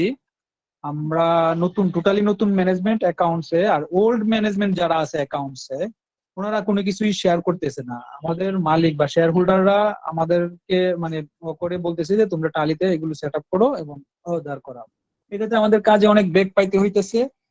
ওই জন্য মূলত ট্রেনিং গুলো করা আর কি আপনাদের এখানে, কাজগুলো একটু সহজ ভাবে করার জন্য, প্রাঞ্জল ভাবে করার জন্য। এই ক্ষেত্রে আপনার একটু হেল্প লাগবে। অবশ্যই ঠিক আছে, ঠিক আছে ইনশাল্লাহ, মানে অবশ্যই ভাই টোটাল আমি শুনে। অ্যাকাউন্টিং সাইকেলটাই মানে ক্লিয়ার করতে হবে আর কি এখানে। রাইট রাইট রাইট, ওকে ঠিক আছে। তো ক্লাস আপু ওয়াইজ আমার একটা আপনারা কোশ্চেন আপনি ছিল। কোশ্চেন করবেন ইনশাল্লাহ, আমি সলভ করবো। হ্যালো আহ, জি আপু, একটা আজকের কোশ্চেন করবো ম্যাটেরিয়ালস তোমাকে। গুলো তো ম্যাম মেইলে দিয়ে দিবেন, তাই না? জি জি, আজকে ডকুমেন্টস গুলো কিছুক্ষণ পরে আপডেট করে আমি আপনাদের সাথে লিংক শেয়ার করা হবে। তো স্কিল জব থেকে আপনাদেরকে কিছু কথা বলবো একটু পরেই। দিদা ভাই আপনাদের কিছু কথা বলবেন একটু পরেই, আমি জাস্ট সবার কাছ থেকে কোশ্চেন নিয়ে নেই, এন্ড তারপর কিভাবে আপনার সাথে শেয়ার করা হবে ডকুমেন্টস এন্ড অল, সেই জিনিসগুলো আমরা শেয়ার করবো। ওকে আপু আমার একটা কোশ্চেন ছিল। Thank you. আচ্ছা, জি হ্যালো, ইসরাফিল ভাইয়া বলুন, এখন বলুন হ্যাঁ, ভাইয়া। জি একটা সার্ভিস কোম্পানি, যেমন ভেহিকল সার্ভিস কোম্পানি, আমার এই সার্ভিস কোম্পানিতে মান্থলি এক্সপেন্স হয়, ডিরেক্ট এক্সপেন্সেস এ প্লাস স্যালারি, মানে স্যালারি ওয়েজেস যেটা আছে 70 লক্ষ টাকা। আমি এটা মানে লেবার পার আওয়ার কস্ট বের করার জন্য আমি যেটা প্রসেসটা অবলম্বন করতে পারি সেটা হলো যে আমি আমার ট্র্যাকটা ঠিক আছে কিনা সেটা জানার জন্য আমার বাজেটের যে এক্সপেন্সটা আছে ইয়ারলি, এটা আমি একটা এভারেজ করে নিয়েছি। এই এভারেজটা ফর এক্সাম্পল 70 লক্ষ টাকা, এন্ড এটা মান্থলি আমার আওয়ার আসে মানে 100 ঘন্টা আমি ধরেছি, 200 জন ম্যান পাওয়ার আছে। তো আমি যেটা করেছি সেটা 70 লক্ষ ভাগ মানে ডিভাইডেড 200, অর্থাৎ ম্যান পাওয়ার ইন্টু আওয়ার, এটা ভাগ করে যা আসতেছে সেটা আমি লেবার পার আওয়ার কস্ট বের করেছি। এর ট্র্যাকটা কি আমার ঠিক আছে? হ্যাঁ হ্যাঁ ঠিক আছে, কোনো সমস্যা নেই, ঠিক আছে। এন্ড নেক্সট প্রসেস, আমি এটা ধরেই তো আমি পরবর্তী প্রসেস গুলো আমি মানে প্রসেসে আমি যাইতে পারবো। আরো যে বাজেট গুলো আছে বা এক্সপেন্সেস গুলো, জি কস্ট গুলো মেনটেন হ্যাঁ, করা যাবে। আমি এই বাজেটটা ধরেই তো আমি পরবর্তী প্রসেস অ্যাকচুয়াল যেটা হবে সেই ফিগার নিয়ে আমি ক্যালকুলেশন করব। বেসিক ফিগারটা এটা নিয়ে দেন ক্যালকুলেশন করতে হবে, ইয়া ওখান থেকে পরবর্তীতে বাকি যে অ্যালোকেশন এন্ড ডিডাকশনস গুলো আছে ওগুলো বের করতে হবে। জি, হ্যাঁ, কিন্তু অনেকে যেটা বলে টোটালটা ওরকম হয়। হ্যাঁ, কিন্তু অনেকে যেটা বলে যে এই প্রসেসটা ঠিক নেই। তাহলে আমি জিজ্ঞাসা করেছিলাম কোন প্রসেসে যাব, তখন বলে যে আমার যে এই 200 জন ওয়ার্কার আছে বা লেবার আছে, এই লেবার প্রত্যেকের লেবার পার আওয়ার বের করে ক্যালকুলেশন করতে হবে। কিন্তু প্রত্যেকের লেবার পার আওয়ার ধরে যদি আমি করতে যাই তাহলে তো এটা অনেক মানে ঘিজিমিজি হয়ে যাবে, এটা তো আমি ক্যালকুলেশন করা অনেক ডিফিকাল্ট হয়ে যাবে, এটা তো পসিবল না। আচ্ছা, তো এখানে হচ্ছে বেসিক্যালি আপনার যে টেকনিকটা ফলো করছেন আপনি প্রথম দিকে, প্রথম দিকে যেটা ক্যালকুলেশন করে বের করার বিষয়টা, সেটা হচ্ছে যে আসলে পার লেবার ওয়াইজ কত টাকার এটা আসলে পেমেন্টটা হবে, এটা বাজেটটা বের করতে হবে। দেন হ্যাঁ তারপরে আওয়ারের যে ব্যাপারটা থাকে, যেহেতু এটা কেন বলা হয় যে ওনারা কেন বলেন বা যেটা বলেন যে ভুল আছে, এখানে যেখানে ভুল আছে যেটা ছোট একটা জিনিস, সেটা হচ্ছে যে আপনার ধরেন ট্র্যাকিং সিস্টেমটা এরকম হওয়া উচিত যে আহ যারা আসলে কাজ করছে প্রত্যেকের তো আওয়ারলি হিসাবটা সেম না। এই কারণেই সবাই বলে যে আপনি সেম আওয়ার দিয়ে যদি ভাগ করেন, মানে গুণ করে ভাগ করেন, তাহলে যেটা হবে যে সবারই সেম আওয়ার মনে হবে। হ্যাঁ, কিন্তু আসলে তো সবার না। আসলে তো মানে এক একজনের আসলে বেসিক স্যালারিটাও ডিফারেন্ট হয়। আবার দেখা যায় ওই যে আওয়ারলির উপর বেস করে কিন্তু তাদের আসলে ওয়েজেসটা ডিফারেন্ট হয়। তো দ্যাট হ্যাঁ ইজ ওয়াই আওয়ারটা পরবর্তীতে আগে পরবর্তীতে ক্যালকুলেশন করে দেন ওটা থেকে ভাগ করতে বলে। ঠিক আছে? তো এটা একটা ভাবে হচ্ছে যেভাবে আপনি করছেন, সেটা আপনি পাচ্ছেন যে টোটাল কত টাকা আসলে এখানে বাজেট ধরা যেতে পারে সেটা পাচ্ছেন। তারপরে হচ্ছে পার হেড কত টাকা করে আর তারা আসলে আওয়ারলি রেটে পাবে সেটার একটা হিসাব বের করা যেতে পারে। সেটার মাধ্যমে আপনি প্রপার বাজেটটা পাবেন। আসলে টোটাল যে বাজেটটা আমরা তৈরি করি, এটা হচ্ছে মেইন কনসেপ্টটা হচ্ছে যে আমরা যে বাজেটটা তৈরি করব, যে এক্সপেন্সটা ধরবো, এটা যেন তত পারফেক্ট হয় বা ততটা কাছাকাছি পৌঁছানো সম্ভব হয় যতটা পসিবল। এখন আপনার ক্যালকুলেশনটা যদি দেখেন যে মান্থলি, আপনি মনিটর করবেন যে আপনি যে ক্যালকুলেশন করছেন এটা তো আপনি বাজেটে করছেন। যখন আপনি অবশ্যই মান্থ শেষ হচ্ছে তখন সেক্ষেত্রে 2টা থেকে 3টা মাস আপনি অবজার্ভ করবেন যে আপনি যে পরিমাণ ক্যালকুলেশন করছেন এই ক্যালকুলেশনটা কি বাজেটের সাথে কম্পেয়ার করে, যদি অ্যাকচুয়াল কম্পেয়ার করি আমরা, আমি যেহেতু বাজেটের ক্লাস পরবর্তী ক্লাসে করবো তো এটা আরো ভালোভাবে বুঝতে পারবেন এই ভেরিয়েন্স কতটুকু হয়। ভেরিয়েন্সটা আমরা শিখবো যে এই ভেরিয়েন্সটা কতটুকু হয়। যদি দেখি ডিফারেন্স বেশি হয়ে যাচ্ছে, তার মানে আপনার ক্যালকুলেশনটাতে আরো মডিফাই করতে হবে, আপনার ক্যালকুলেশনের টেকনিকটা চেঞ্জ করতে হবে, সেভাবে কিছু জিনিস মডিফিকেশন করতে হবে। আর যদি দেখেন আপনি যতটুকু বাজেট ধরেছেন ওটার কাছাকাছি স্পেন্ড হচ্ছে, দেন দ্যাটস ওকে। ঠিক আছে? তো এইটা হচ্ছে মেইনলি মনিটরের বিষয়। বাজেট করতে গেলে সবসময় লং টার্ম মনিটরিং প্রয়োজন হয়। হ্যাঁ হ্যালো তো ইনশাল্লাহ ইসরাফিল ভাইয়া, আমি অবশ্যই হ্যাঁ বাজেটটা আপু যেহেতু নেক্সট আরেকটি ক্লাসে দেখাবো, আমি হ্যাঁ আরেকটু অবশ্যই ডিসকাস করবো এটা। আর একটু হ্যাঁ, আমরা কিন্তু গার্মেন্টসে কিন্তু এটাই করতাম যে টোটাল এক্সপেন্স ধরে ভাগ করে দিতাম হলো আর্ন মিনিট যেটা আছে।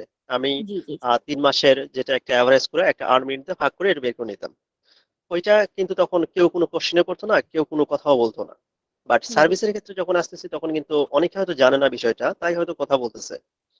তো আমি যতটুকু আপনার কাছে থিম পেয়েছি আমি বুঝতে পেরেছি যে আমার ট্র্যাকটা মনে হয় ঠিক আছে আর কি। যে বাজেট রেটটা আমি রেটটা ধরে আমার অ্যাকচুয়াল যেটা আসবে সেটা ইনটু করে দিয়ে মাল্টিপ্লাই করে দিয়ে আমি এটা কস্টটা বের করবো আর কি। সার্ভিসের ক্ষেত্রে তো কোনো সমস্যাই নেই। সার্ভিসের ক্ষেত্রে আসলে আওয়ারলি বিষয়টা আসে না। আওয়ারলিটা হচ্ছে তাদের জন্য যারা হচ্ছে ওয়েজেস পাবে, যারা হচ্ছে হ্যাঁ ওয়েজ হ্যাঁ ওয়ার্কার্স, তাদের জন্য হ্যাঁ হ্যাঁ পারফেক্ট কাজ করে আওয়ার্সটা। ইয়েস। আর সার্ভিসের ক্ষেত্রে একটা মিনিমাম এক্সপেন্স, আমাদের টার্গেটেড এক্সপেন্সই থাকে, ওই অনুযায়ী আমাদের মান্থলি এক্সপেন্সটা হয়। ইয়েস। ওকে ভাইয়া। তো এবার চলে আসি রাজীব ভাইয়ের কাছে। রাজীব ভাই হ্যান্ড রেজ করে রেখেছেন, চলে আসেন মাইকে।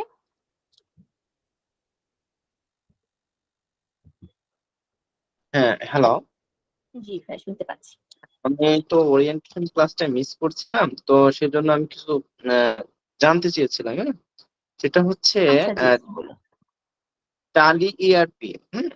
জি আহ, আমি তো টালিতে কাজ করি, তো টালি মোটামুটি কিছু কিছু কিছু জানি। তো আরো জি আপনি কি টালি মানে ইন ডিটেলস সব বলবেন? জি, আমাদের টালি ক্লাসটা হচ্ছে আমি নিচ্ছি না, টালি ক্লাসটা আমাদের আরেকজন মেন্টর আছেন স্যার, উনি নিবেন।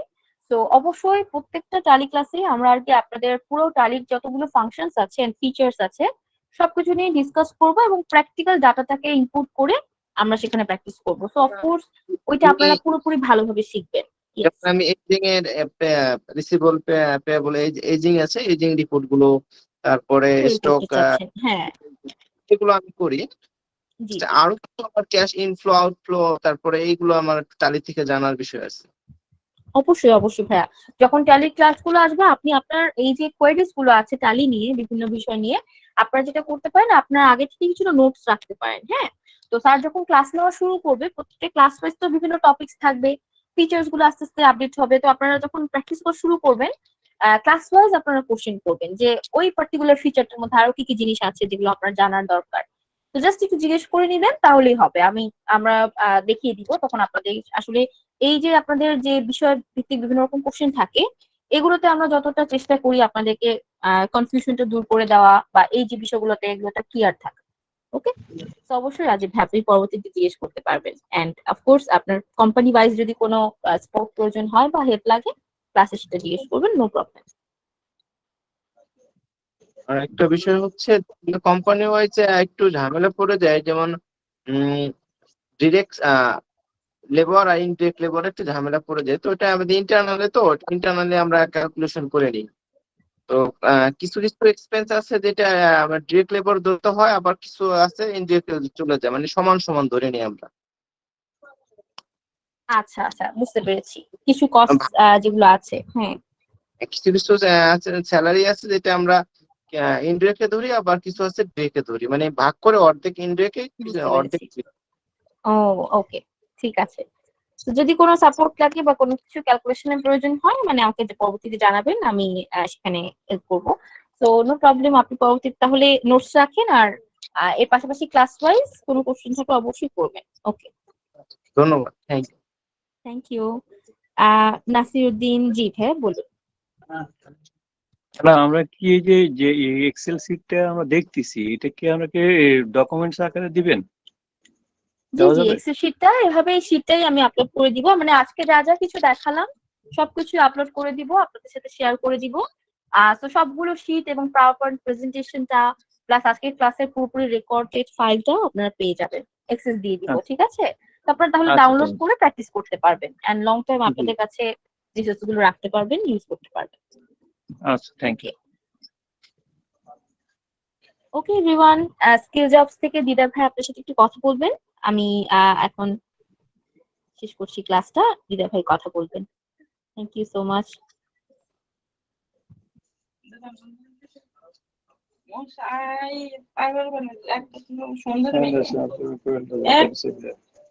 এতটুকু এমন ঝাঁকে আমার সাথে থামা যায় না।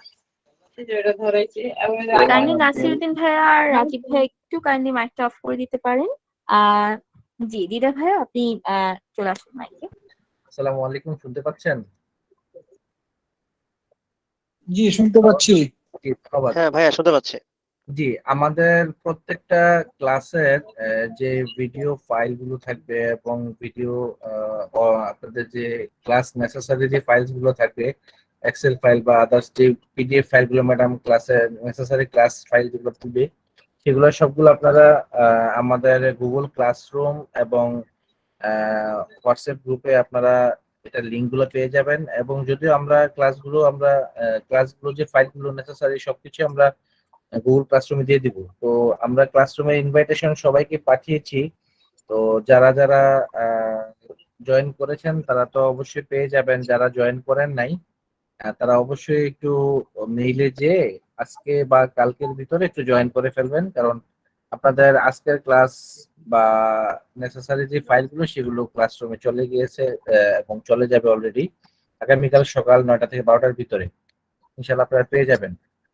আর আমাদের মূলত এর আগে যে সেশনটা ছিল ওরিয়েন্টেশন সেশন, মূলত আমাদের কিছু আমার ফ্রি সেশন নেই এই অ্যাকাউন্টস এন্ড ফাইন্যান্সের উপরে, যেগুলো হচ্ছে আসলে কনসার্ন করা যে আসলে এই অ্যাকাউন্টস এন্ড ফাইন্যান্সটা কি জন্য প্রয়োজন, কাদের জন্য প্রয়োজন এবং কোন কোন সেক্টরে এখান থেকে জানার আছে।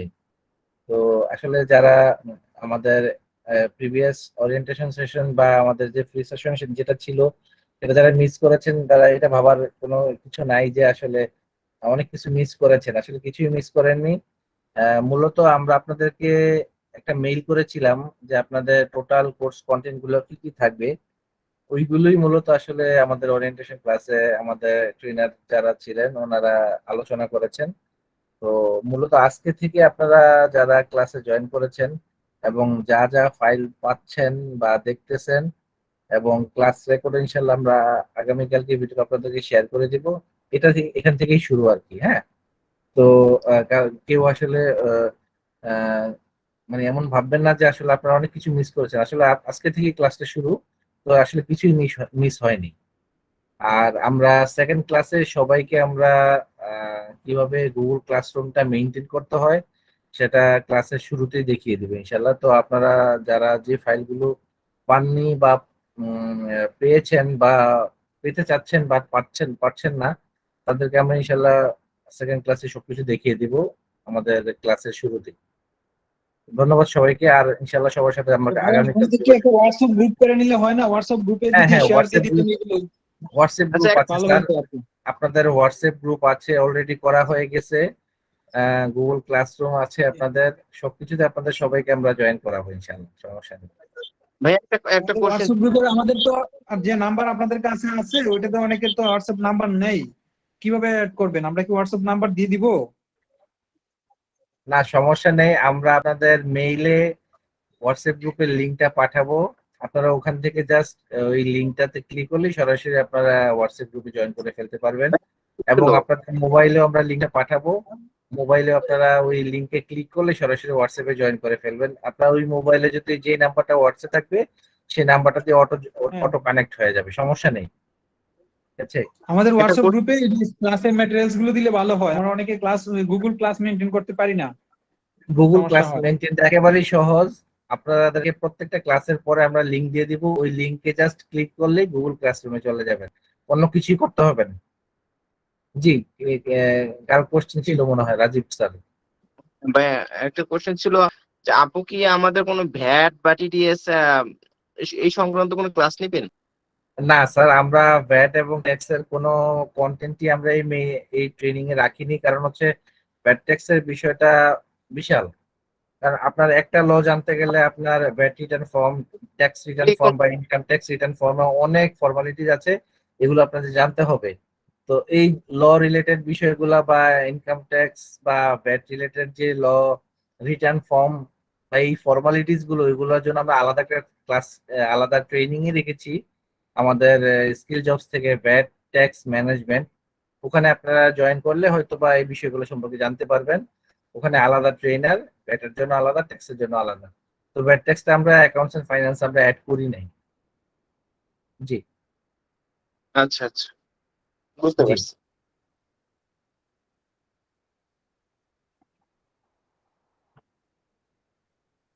কারো যদি কোনো কোশ্চেন থাকে।